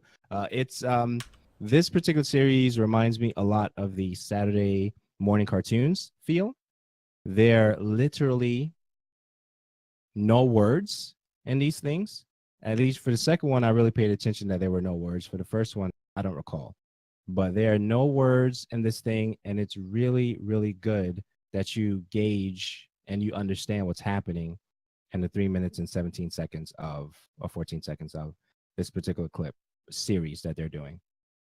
I think it's leading up to the game that they're getting ready to promote, or in regards to all that, or the game that they already have out. I'm not sure, so you can fact check that. That's I'm sure I'm completely off in what I'm saying in this regard, but thus far, those 2 episodes for Sonic Mania, the animation, the stuff that they have on YouTube, I'm really loving what they're doing there. See, at least I can do this and put it up in real time. So now that we can Word. all watch it for the first time together, that's longer than 7 seconds. Absolutely, Daniela. Absolutely. So yeah, so I dig it. The artwork is beautiful. The sounds for context of what's happening is pretty dope. And I've always enjoyed Sonic stuff. So the fact that they're allowing us to enjoy these bits, I'm really digging it.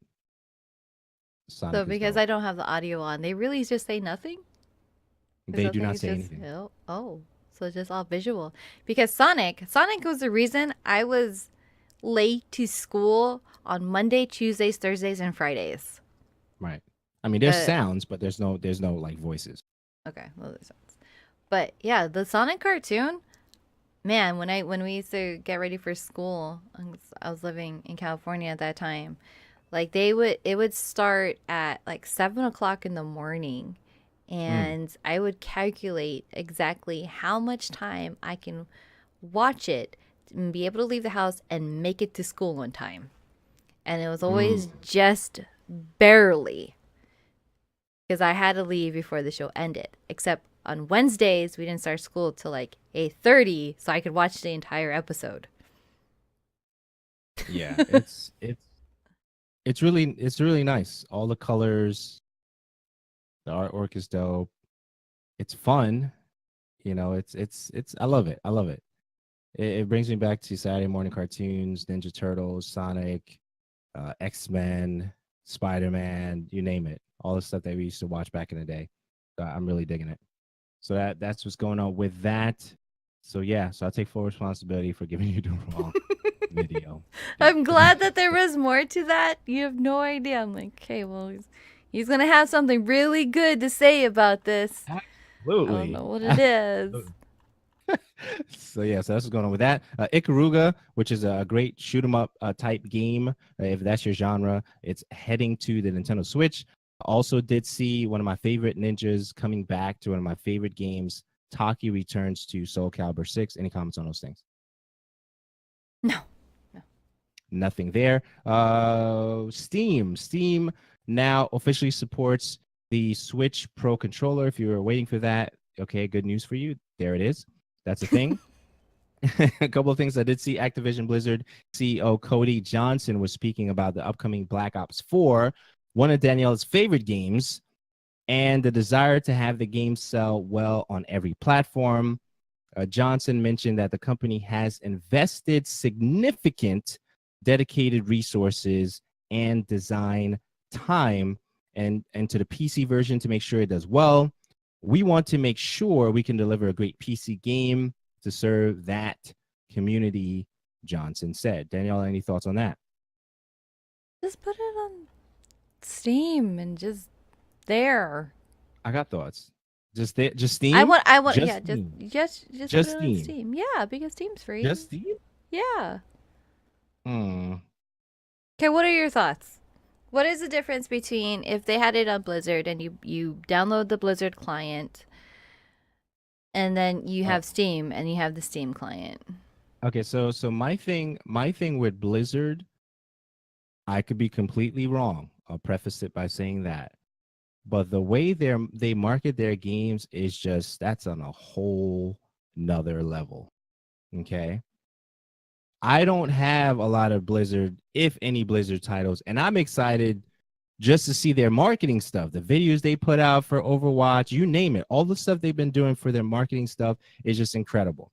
Now, let's go back, I don't know, a year or two, when Destiny 2 came out and they were thinking about, putting it on the Blizzard platform and all that. And then that, from what I understand, is one of the only, if not the only, non-Blizzard title on the platform right now, right?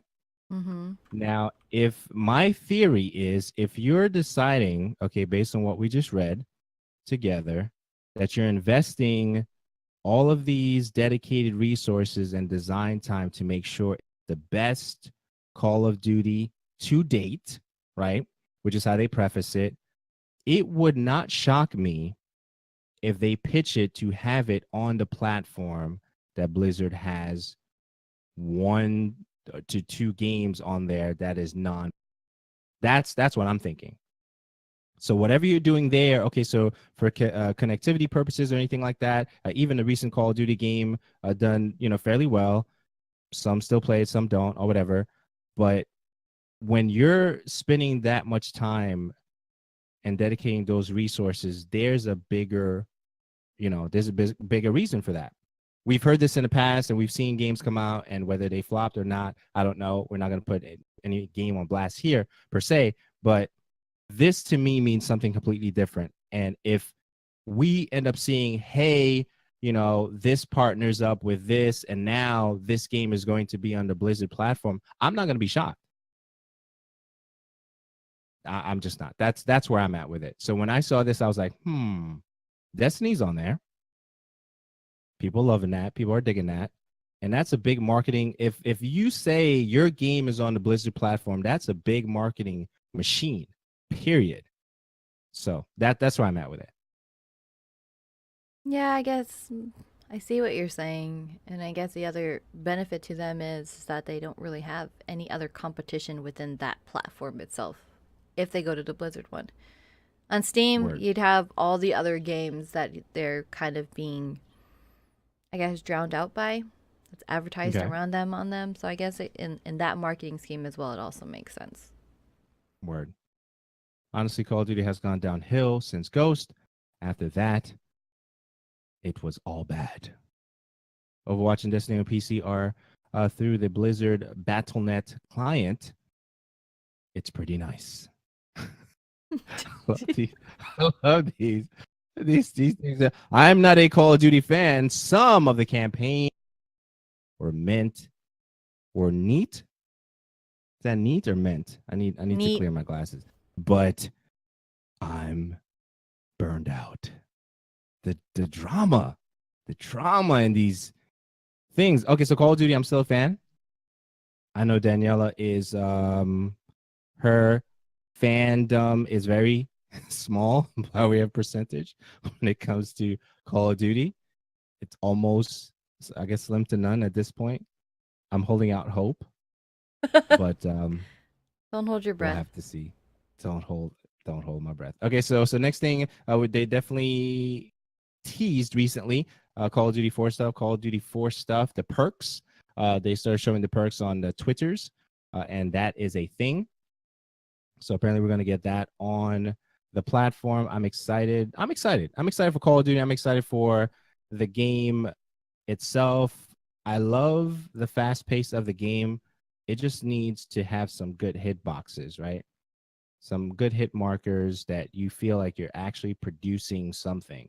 And there's hope there that you're engaging and it's working to your favor, especially when you're hitting the person and they should die. And when they don't die, that's the frustrating part. That's my only concern about Call of Duty. A lot of games got that right.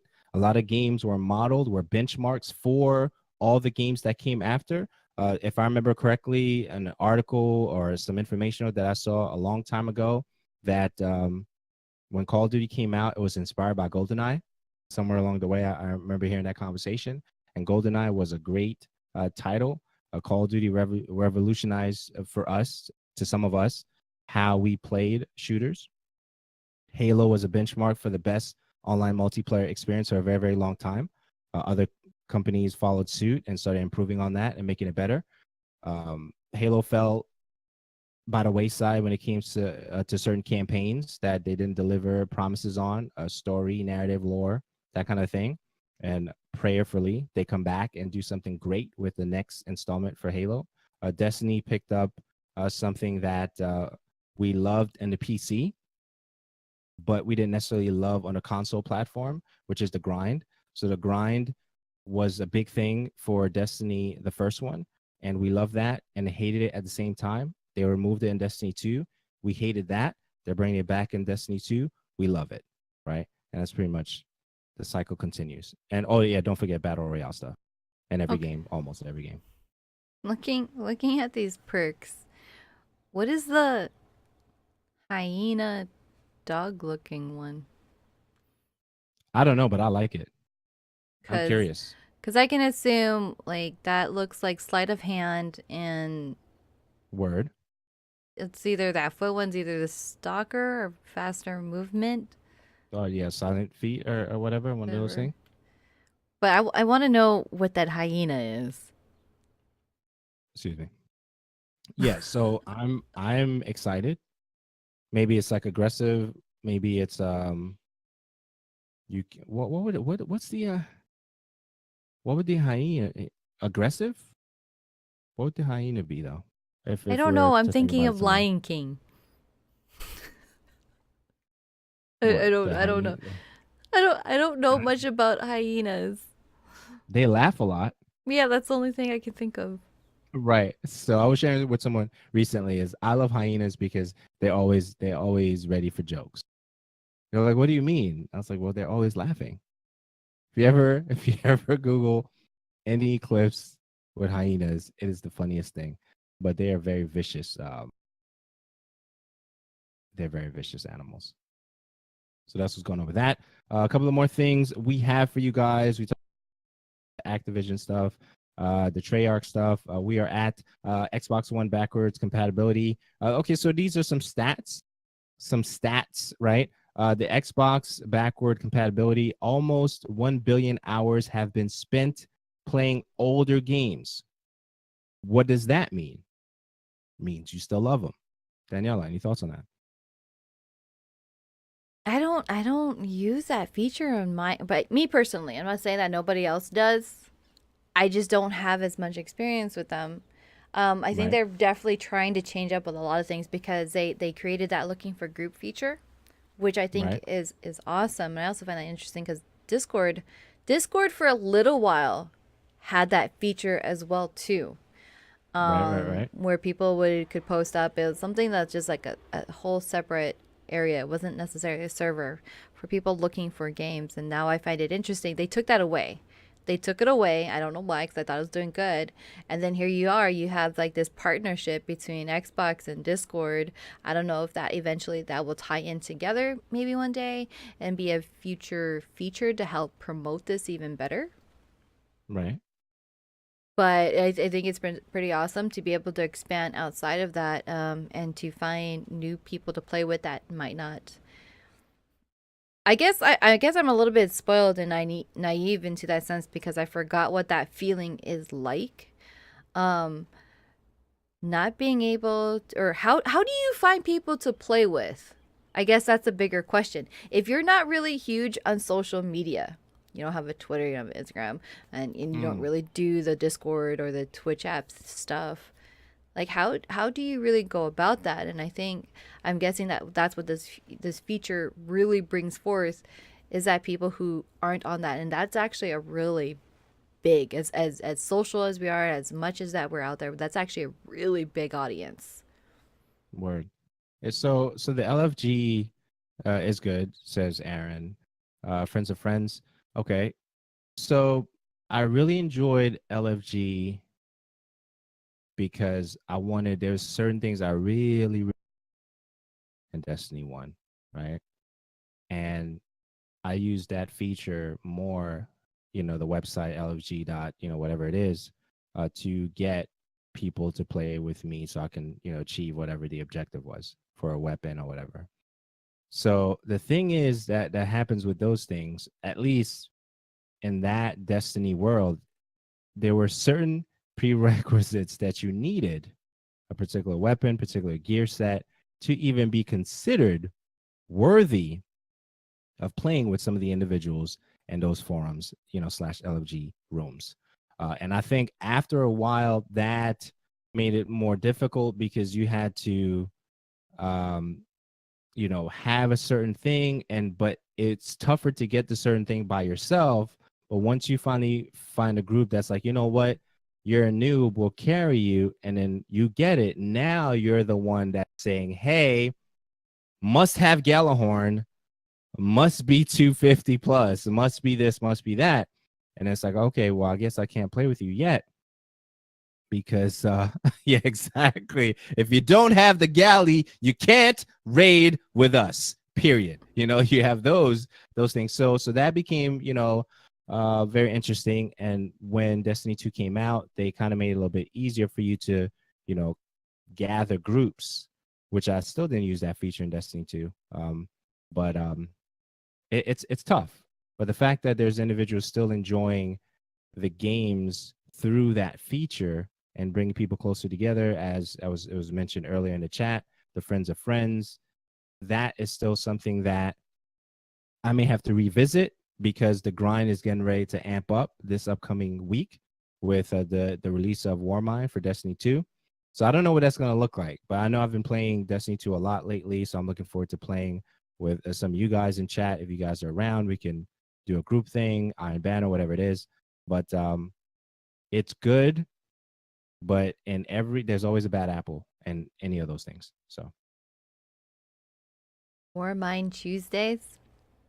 yeah, Warmind Tuesday. That's happening. 2 days from now.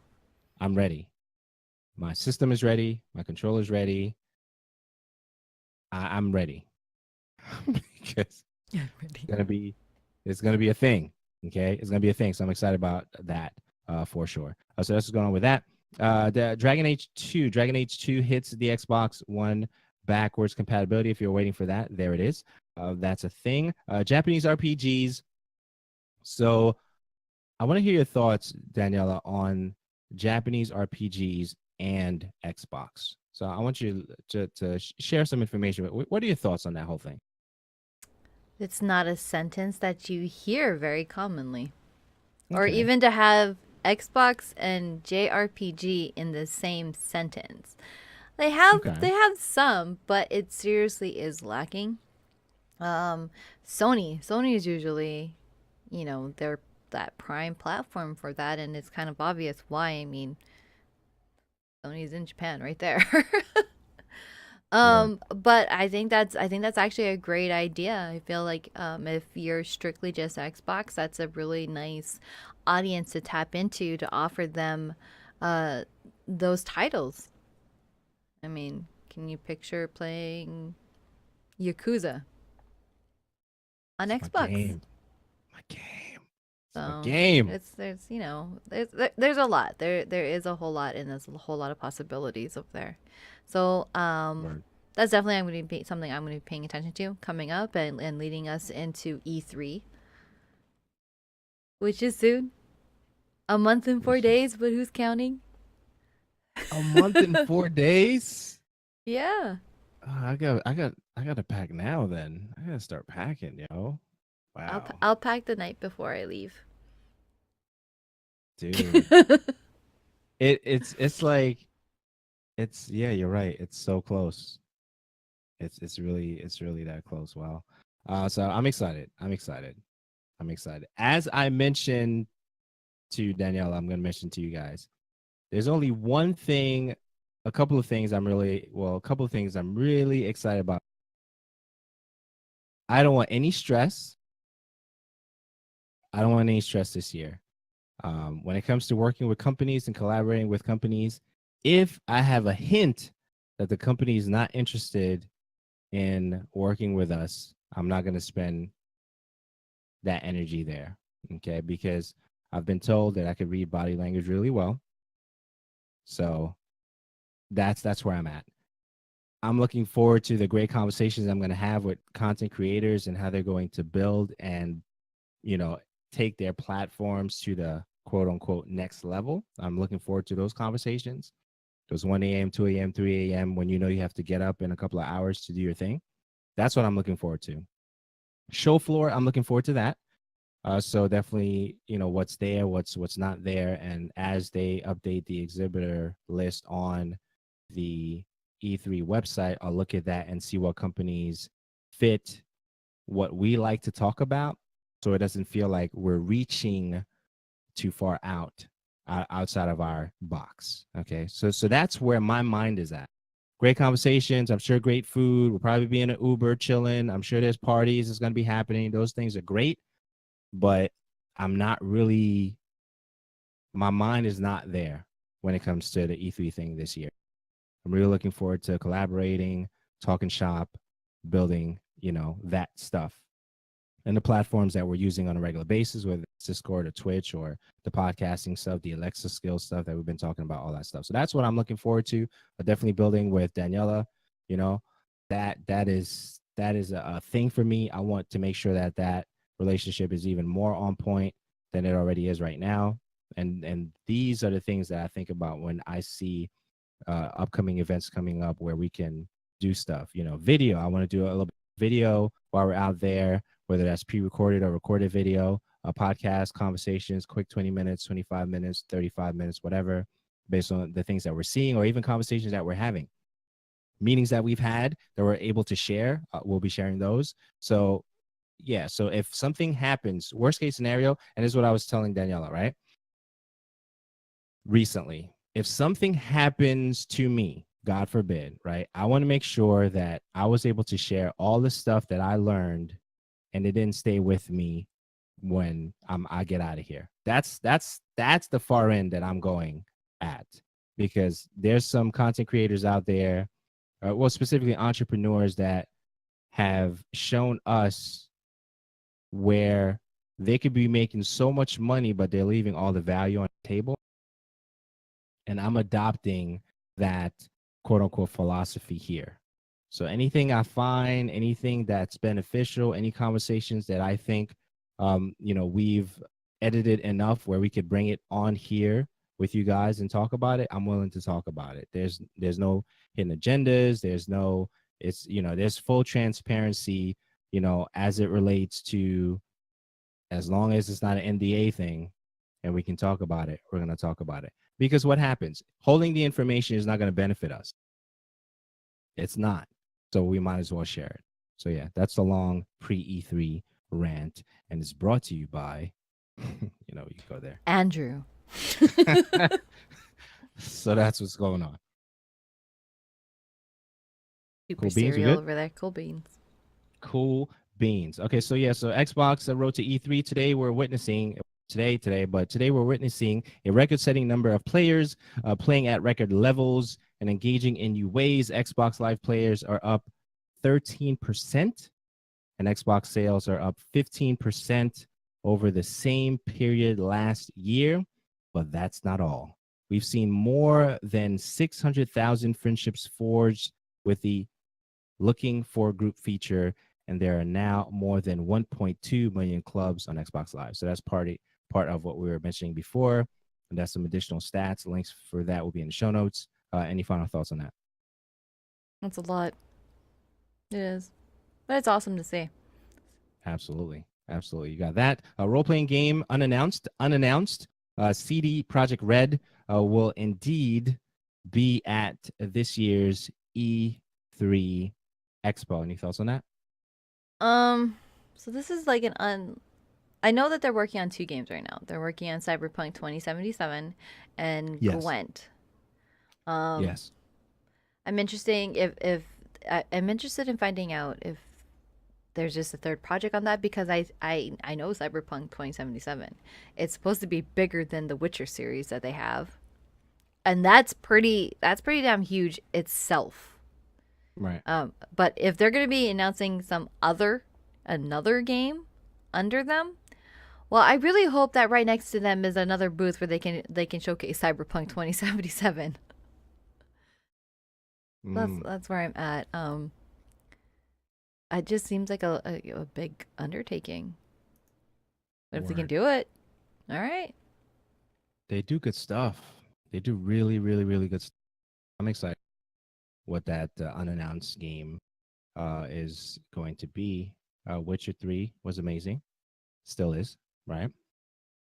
So I'm looking forward to seeing what they're going to do there.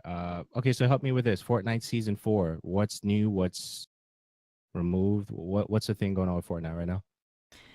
Man, okay, so I have to say, Epic is really, no pun intended, epic at, building up this hype of what's leading into season four, because for weeks they had, there's a meteor that's coming down. What does it mean? And then as season three ended, like you would have meteor showers hitting that could actually do damage to your buildings.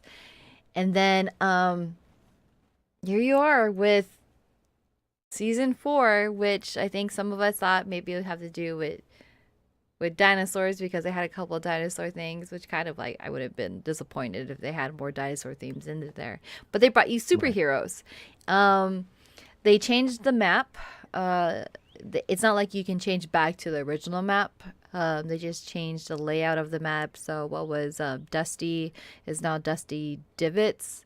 It's just this giant crater hole, and it has like these meteor crystals, which I believe everybody has been calling them crack crystals, Okay. because you can consume them, and it gives you the ability to jump higher.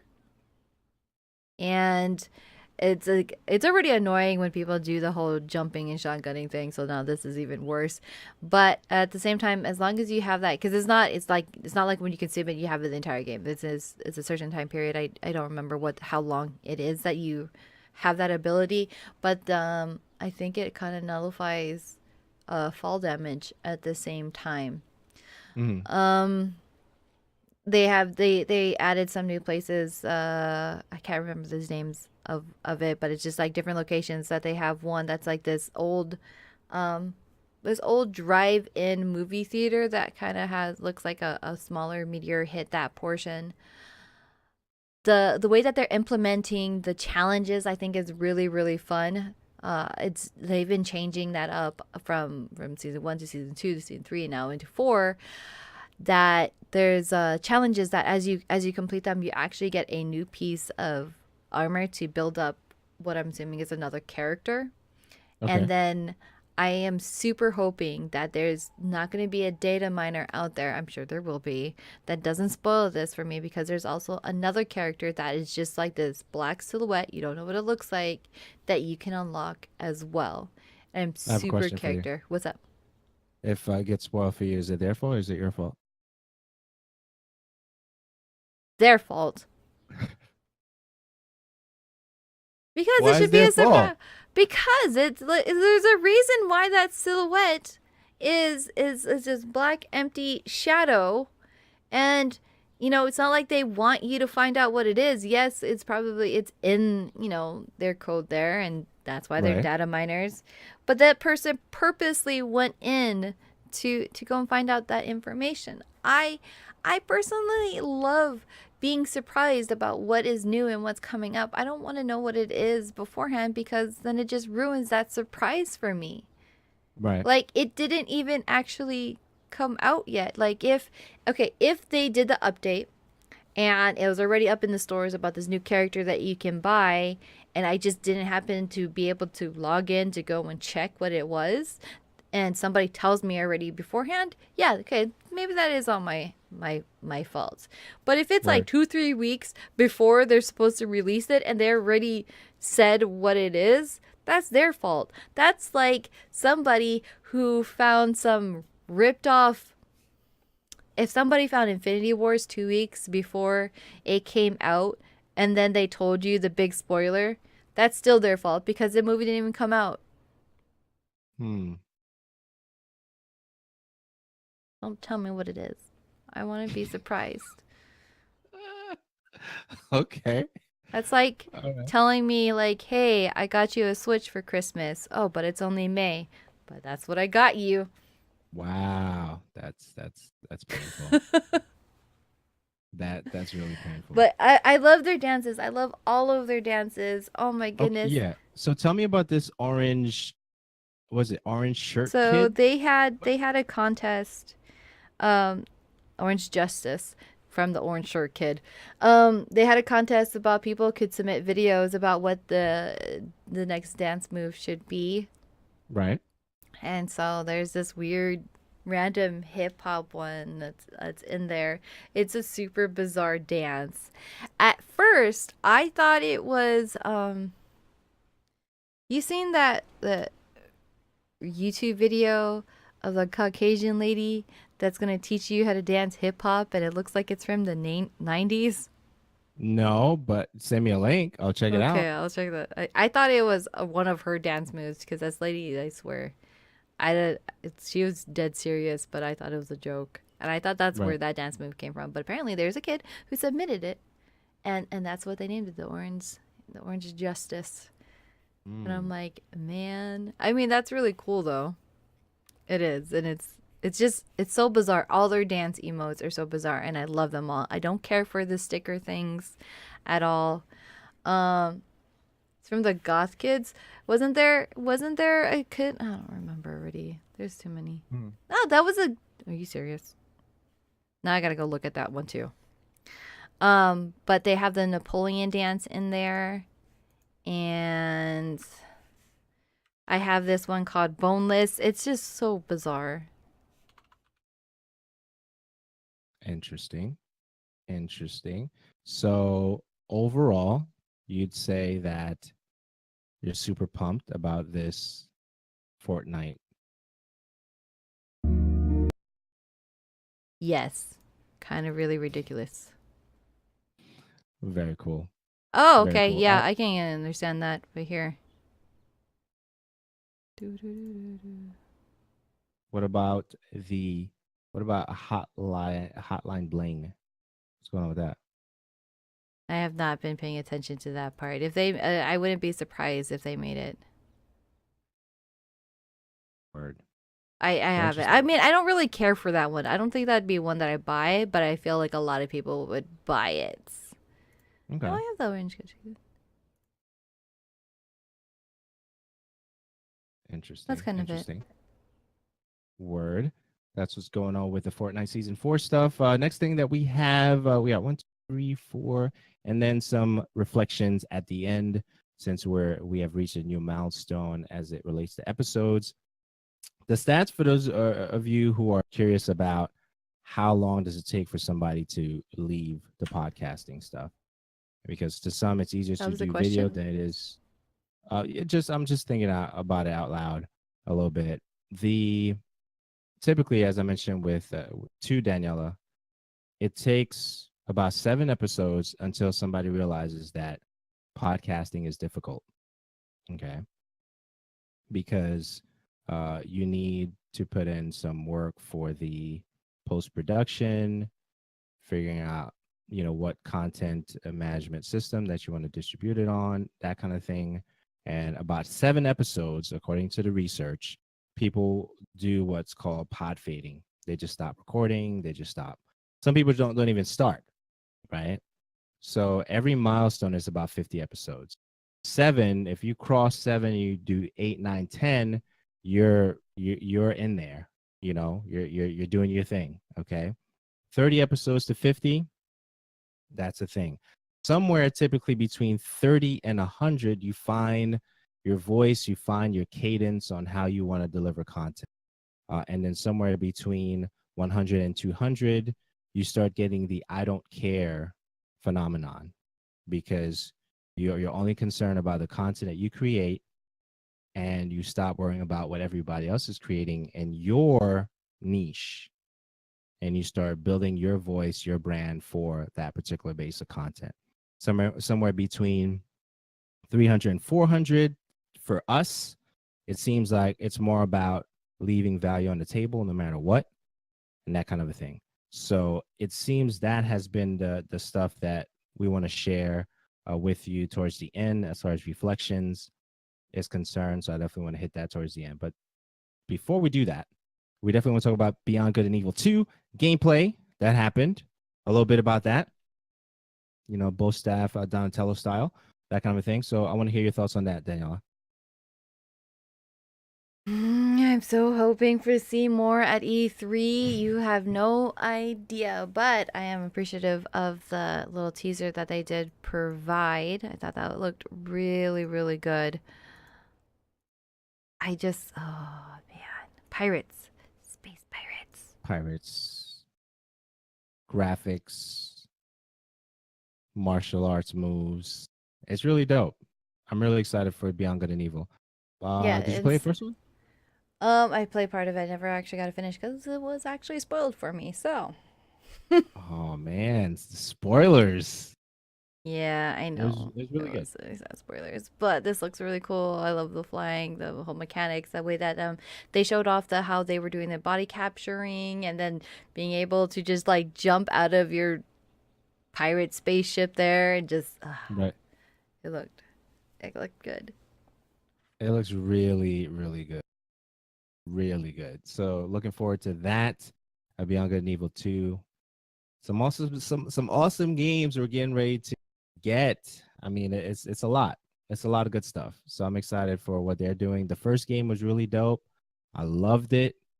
Sometimes I go back and play it. The music was great. The soundtrack, the voice acting, I love for the first game. So I'm looking forward to seeing what they're going to do with this title. That's all I got with that. But yeah, so definitely, guys, keep an eye on that. Beyond Good and Evil 2. Any final thoughts on that, Daniela? Mm-mm. I just want to fly the Nothing. ships. They just want to fly the ships.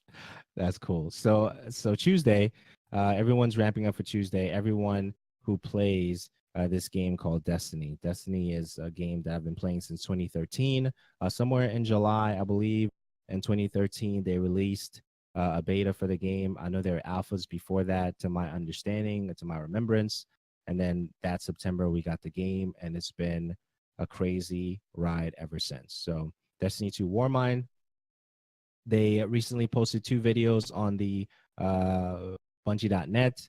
One that talks about part of the campaign stuff, tease, some weapons tease in there, including some assault rifles that were coveted in the first game, exotic, right? And they talked about the buffs and what they're keeping, what they're making sure that they're not going to change, as well as please, we want all the feedback so we can make the game better. So the game is definitely in a transition stage, type mode, as it relates to data miners, as you mentioned before, figured out that there were sections in the game that didn't allow us to do the things that we wanted to do at the pace we wanted to do it in. And as those things started coming out in the news, it went from bad to worse for the team, Bungie. And now it looks like it's getting back to a place where you really want to play the game. There's value added. You want to do the stuff that relates to the grind. And Tuesday is the day. Tuesday is the day for the individuals who play it. Just picked it up on PC, says Black Carrot. And I hear awesome stuff about the PC. I hear once you go PC, you never go back, especially when Destiny, because of the frames per second is what, way increased. Or what do you get? 60, 100, I don't know, 120. What do you get for frames per second for Destiny PC people? Let me know. But yeah, so I'm excited about that. And I'll probably be playing a little bit post 400. So I'm looking forward to continuing that grind. But yeah, excited about that. I remember playing Destiny 2 when they had like a beta thing, and I played it with a controller. El Taco says should be 60 frames per second, which is really, really dope. And for those who remember Halo was 60. I still gotta give Halo props because that game looks really good. Even now. Soundtrack sounds dope. Halo 5 Guardians, I'm referring to. But yeah, so Destiny 2, Warmind, I'm ready. I don't think I have a 335 character. It's going to be 385 to my understanding. Currently, Banshee is selling the kinetic weapon mod thing. Last time I checked. Okay. So unless it refreshed recently, but I was able to buy 2 of those things. So if you're looking for a kinetic weapon mod thing for one of your favorite weapons in your kinetic slot, Bungie may still have that. So definitely look into that. Hopefully it didn't reset El Taco, so look into that to see if he still has it and buy a couple before Warmind. That's all I have. I'm excited. Excited for the game. Loving the game again. Love-hate relationship with Destiny 2, and it's love right now. I'm excited for you. Aw. And I'll you, tackle Daniela. justice. Appreciate it. So yeah, so if you guys are around tonight, post 400. I'm down to rock out a couple of strikes, maybe run around, do some public events, put a medallion on, get some good stuff as we prepare for the next step, next DLC for the title. Keep me posted on that. So that's all I have there. Red Dead Redemption 2 new trailer. That's a thing.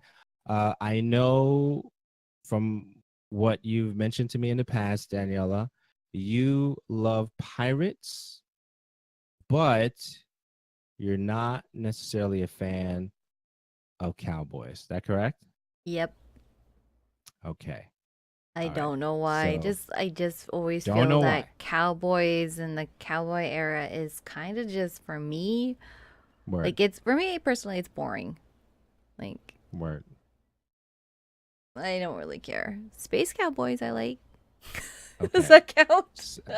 All right. So here's okay. So in the context of even talking about 2, which looks really good, by the way, really good. Now, I don't watch a lot of Western films, and I can't remember a film that stood out for me that was a Western that was so powerful. And if there is one in the last 8-9 years, let me know. I'll give it a shot. But the ladies one that was recently, I don't know if that's a Netflix thing or a Hulu thing, or if that was a movie where the ladies in the neighborhood were, super duper um, dope with their guns and stuff like that. I'd check that out. I don't know what show that was or movie that was. I'll give that a look. But as it relates to Red Dead Redemption, the cutscenes alone, I mean, Daniela, come on. Yeah, I want to hear some it stuff. looks good. It looks really good. Okay. But I don't know. Cowboys. Like the only thing right now that I'm enjoying that it had cowboys in it is Westworld. Word. To play a cowboy game, I don't know. Okay. Like if they were robotic, like I feel like I need that science fiction thrown into there somehow. Cause like Okay. again, if it was space cowboys, sure. If it was robotic cowboys, cool. But no, these are Okay. just your normal typical cowboys, and I'm like, I'm good. So Westworld has cowboys, is what you're saying. Yeah. A I lot, haven't a lot started of cowboys. Westworld 2 the second season, but Okay. the first season, yeah, all cowboys. Was it All good? it's all western. Yeah, it was really really good.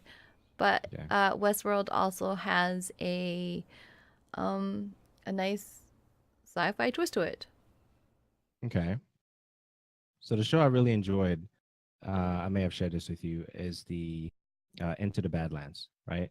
Which I'm behind on, but I really like it. It's not a cowboy type show. There's martial arts in there and stuff. There's some things that are psychologically cruel on so many levels. But the show is good. But the show is good. Have you checked out Into the Badlands? No, I haven't. Okay. It's definitely dope. It's definitely dope. So if you're considering checking out a show, I would add that to your your thing, your list there. But yeah, Cowboys. I'm semi-fan-ish of that. I don't know how I feel about. I didn't play the first Red Dead Redemption. Where am I going with that? Here's where I'm going with that. I did play the Red Dead Redemption, the first title. I still want it years later, and the second game looks so amazing. I may have to invest. I may have to invest and Well, play the you got game. some time to play catch up and see what it's all about, and comes out in October, so you can play the first one Right. before then, and hopefully, maybe there'll be a great deal or bundled deal hyping it up, Absolutely. leading up into it, or maybe it will follow Absolutely. along. Maybe if you're super lucky, it'll follow along how Shinmu and what is that other title that's coming out, where they kind of like do a quick remaster, just leading up to it. Like, here you go, here's this remaster. Yeah, the bundle deal, the Yeah. BOGO Mm-hmm. type deals, 29.99. I think it's gonna be for Shenmue like that, which was recently announced. So that's exciting stuff. Xbox One 4K patch for the original game. Yeah, they did do that Man, recently. It looked really yeah, nice to the whole visual enhancements. yeah. So definitely exciting stuff. Okay, so last but not least, definitely not least, this relates to score, like soundtrack scores and video game scores and stuff like that. So a couple of months ago, I would say it probably fell in the wintertime. Something happened where they finally released this Bungie score that was done by Marty O'Donnell called Music of the Spheres. There was tweets flying and stuff like that. There was a link that was limited for you to try to get to listen to the thing. Some individuals find ways to bundle up the soundtrack itself, 5 or 6 tracks in there of the music from Destiny that was done by Marty O'Donnell. I think it was around wintertime. Tweets flying, Marty saying stuff, and other people are saying stuff, and he was excited that the fans of the game finally got to hear Music of the Spheres, this awesome soundtrack, okay, as it relates to Destiny the game.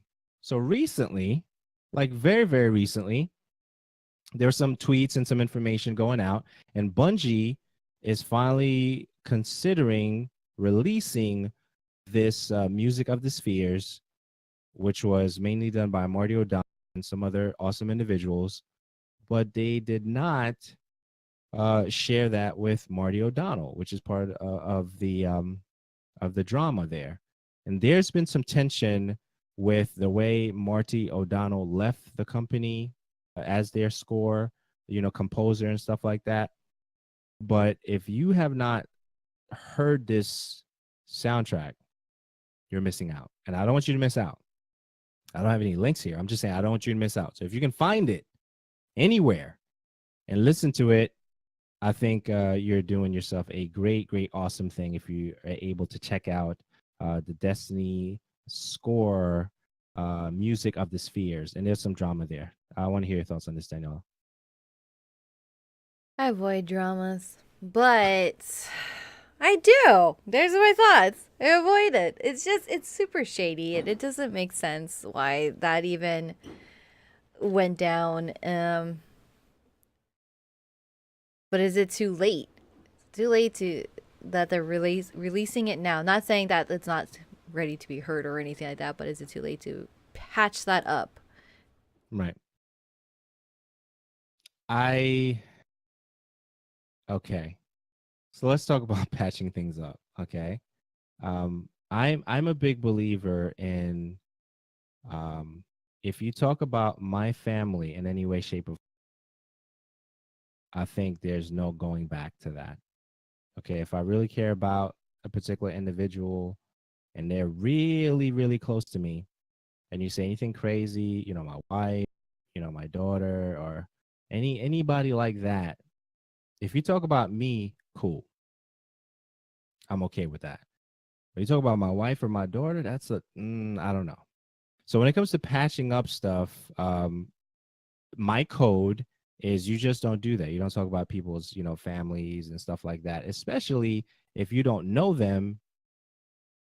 It that to me, that doesn't make any sense to me. So you're dead to me at that point, which is very strong language, but that's how I feel. That I grew up in an area where that code, we held dear. You just don't speak about certain things. So patching up whatever happened. My point, whatever happened in that whole discourse relationship, something happened for the individuals who are currently involved, be it Marty versus Bungie, for it to be as stale as it has been this long, to the point where there was a recent Reddit post where Marty O'Donnell saw the fact that they were having the conversation around releasing Music of the Spheres, and he was kind of appalled and confused of, well, if you guys are deciding to release this now, how come you guys didn't share this information with me?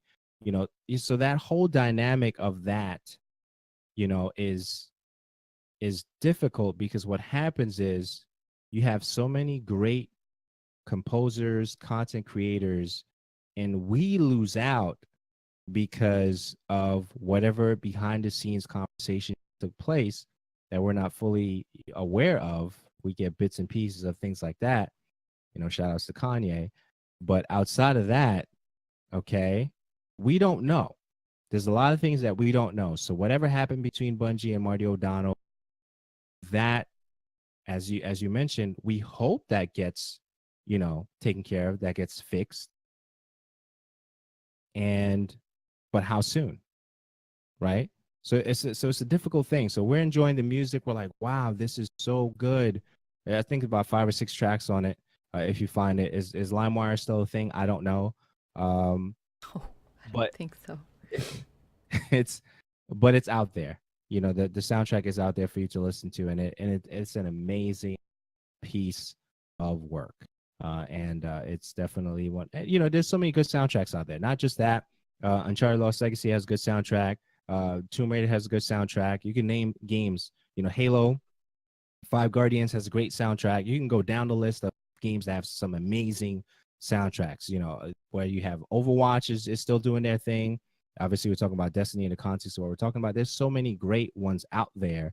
But what happens is, if when relationships get broken down into the dumps, miscommunication that leads to other things, we can enjoy all this fine talent because of those things happen. So I hope it gets patched up. That's my hope, but I don't know. But we'll see. I mean, yeah, it sucks. They're at those disagreements right now, but you can all agree that it's great that finally fans get to hear this, experience it. Because what was it before? Like everybody just had to kind of piece it together. Well, kind of piece it together, or even bless you. Thank you. You're welcome. Kind of piece it together, or even hope that it would come out, right? Because at one point there was nothing about it. There was a lot of hearsay about Music of the Spheres being a thing, to the fact that it was even released around the winter time. I think it was winter around that time where all the tweets are flying. And then now it's like, oh, so you guys are thinking about releasing it now? Like, well, I didn't get a memo. That's tough. It's tough. So yeah, that's what's going on with that. The good news is, if you can find it and listen to it, you'll be blessed.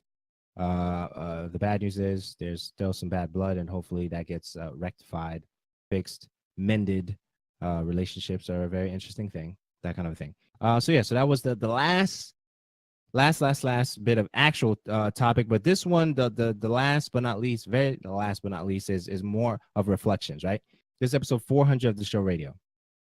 400. Okay, this is big.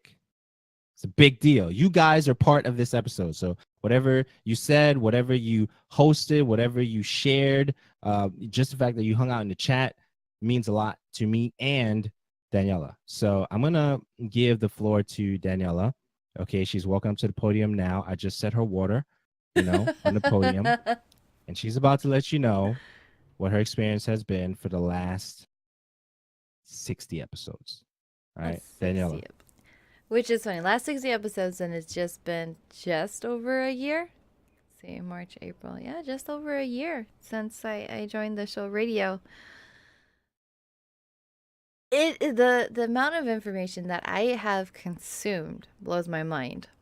Things that I have learned and continuing to learn and foster. Because, like I said, like last week, that's just a couple days ago, I had to talk to Andrew about how to navigate certain emails and how to approach different things. So I'm constantly learning, and I think that's absolutely great. And like Andrew and I have been friends for like 3, 4, 5, I don't even know how many years now. And even that, even as a friendship, we're still learning new things about each other. We're still working our way through that. And even though that is between him and I, it also helps me foster just personal relationships with people in general on how to approach it, and it just opens up my mind even more, which I've been lucky to meet several different new people and hear about their walks of life. And regardless if that's been with an interview that was between all three of us, or if it was just a special guest episode that Andrew's done with somebody else, to be able to hear those experiences and to learn from them and to incorporate it into my personal life, my work life, and like podcasting and streaming. Like, for example, Social Leak. If you haven't listened to that episode yet, about last month, Andrew did an interview with Social Leak, who she is a social media. Was her whole title social media strategist? Instagram, yeah, for Yeah. Instagram. And I've been taking even her examples and what she was talking to and implementing it into my personal things. And I've seen a huge amount of difference in how I interact with people. And even interviews with Kevin Dent. Like it blows my mind.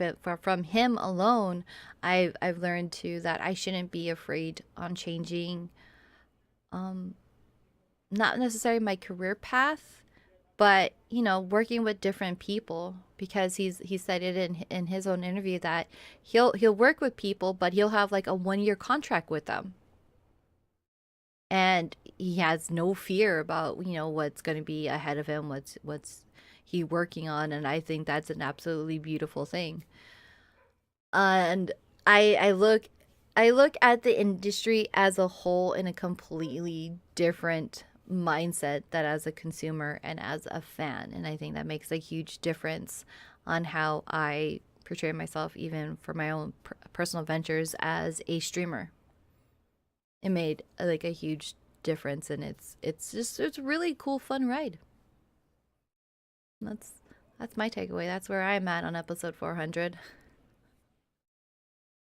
And Word. I'm also like really like I'm not trying to look too far into it and get ahead of myself, but I'm already looking forward to the difference in between where we will be at for episode 500, or even in the next year, the next 6 months, next 5 years. So, lots to look forward to. Absolutely. Absolutely. So my thing right now is to make sure that I have something, right?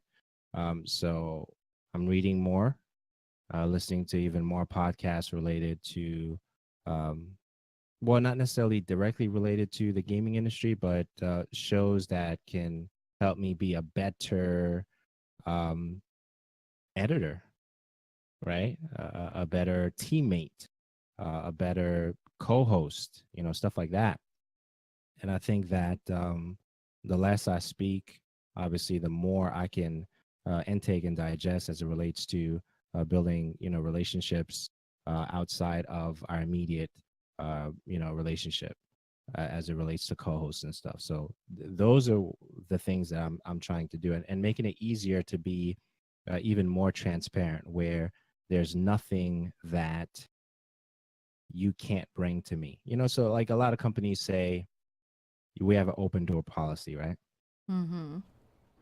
I've heard that before, but when I really needed that door to be open, it was right. And I don't think what I'm striving for now, I don't think there's ever been a day or a moment in time where if I felt something was out of place, whether it was 3, 4, or 5 o'clock in the morning, I would shoot off the text or Discord, whatever it is, to Danielle to make sure that we good, because I need to know, right? Because if we're not good when the cameras are off, we're definitely not going to be good when they're on. We're going to pretend they're good, and you guys are going to see right through that, right? So that's big for me. Culture is big for me. Communication is big for me. Like, we good? What did I say something? Because that matters. All those different things. So I've been really careful with that, right? Communication, all that stuff, especially as it relates to people and stuff, and making sure that anything that I see Daniela can do, I encourage her to do it. Like recently, we were having a conversation. It's fresh, or even the Cosmic Bulletin thing. Go ahead, do that. And I don't think that if I really want the very best for any individual I collab or work with, whatever the case might be, whatever that sounds like, whatever that looks like, I'm not going to hold you back from doing anything you want to do. Just go ahead and do it. Because if we're lifers, we're going to be lifers regardless of if you do the Cosmic Bulletin, if you decide to start another podcast, if you create a series on your YouTube, because I was, my heart was in the right place to make sure that we fostered a great relationship. So no matter what avenue you decide to go, that's always going to be there, right? So I had to learn that. I made mistakes in the past as it relates to relationships. I've said some crazy stuff on Twitter that have individuals probably don't speak to me for whatever reason now, but I'm very passionate about being who you are with the content that you deliver. Whether you're doing that on Twitch, whether you're doing that on podcast, if you are not honest with yourself, then okay. So take this for example, because I was thinking about this recently. If I'm dead tired, but I'm myself when we turn on the cameras and we do the podcast, I get the energy back at the end of that particular episode. There's been episodes we've done, I was shot, right? And it's like, oh, Uriah, get some sleep. No, got one more thing, one more research, one more link, one more, get some sleep. We're about to record in 5 minutes. I'll take a 2-minute nap. We're doing it. We're recording, whatever. And those moments have built tremendous, the trauma has built tremendous, bonds for the content that we create. So that's some of the things I've been thinking about. The shows are great, the events are great, but the communication, the relationships matter to me now more than ever. And the ones that I want to foster for life are the ones that I'm spending the most time on. And obviously it's this one, right, Daniela? Right. Yep. And the other, huh? Yep. Like Yep. this. so that's what's going on with that. So as it relates to content creation, period, some of the things that I've done in terms of lesson learned, because this is what this thing, just reflection, is really about. I stopped listening to, and please listen very closely, 95% of all gaming shows that are related to PlayStation, Xbox, and stuff. 95%. There's only 5%, and that's a big number, that I still tune in once in a while. That's my thing. I don't listen to a whole bunch of video game shows, and just for the obvious reasons. Because if I'm going to sound exactly like them, what's the point of creating my own craft, my own platform, right? So I don't. It's hard for some individuals to break that. In the beginning, if you need to find the kind of way you want to position your content for whatever that show is that you're creating, that's great. You listen to some greats, right? You stand on the shoulders of giants, right? Quote unquote, or whatever. Those things are amazing. But at some point, I need to hear you, right?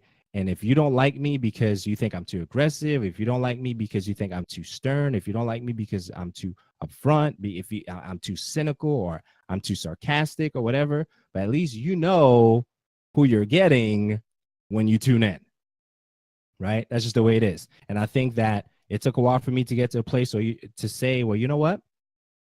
At this point, I need to start moving away from listening to all these shows. get into the pocket of these other shows, read some books as it relates to these other things, entrepreneurship, business communication, stuff like that, leadership, all those things, because I think that is going to frame the person I want to become, not listen to every single video game show that comes out, right? Because this show was designed to be all about information. The design of this show, as so you guys have a better understanding of what's happening, is if you can take all of our show notes, if you learned anything tonight, then we achieve what we set out to achieve. If you can take our show notes and make a show tonight, if I hand you the show notes for tonight, episode 400, and you can turn around tomorrow and do a show, we've accomplished exactly what we designed the show to be.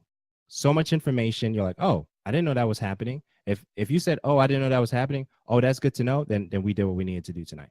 And I think that is the I guess bread and butter, if you will, about how we craft the show. And I love the fact that Daniela and I do not agree on everything. And that's by design, because it makes for even a greater show, a greater product for individuals to listen to.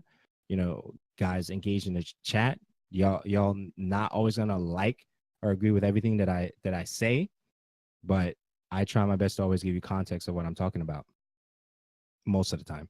And I think that's healthy. That's a healthy balance. I'm off on this streaming thing. I'm trying this thing out, right? I'm trying to be better about it. I'm trying to stream more often on this channel, gaming, streaming, I mean, specifically. And I think that's going well since Destiny is back in the forefront of our minds to some degree. I'm playing a lot of that now. I got the new green screen thing. I'm feeling myself, right? I think I'm dope now because, I got that. And you guys join me on that journey. You know, we'll have conversations. I'll ask, answer any questions you may have. And that's what it is. We're just excited to be here for episode 400. So much love, so much information. Word. Just like that. So that's what's up. So guys, thank you for all of you who tuned in, whether it's video, audio. We really do appreciate it. A couple things I definitely want to say before we leave, and I'll hand it over to Daniela, is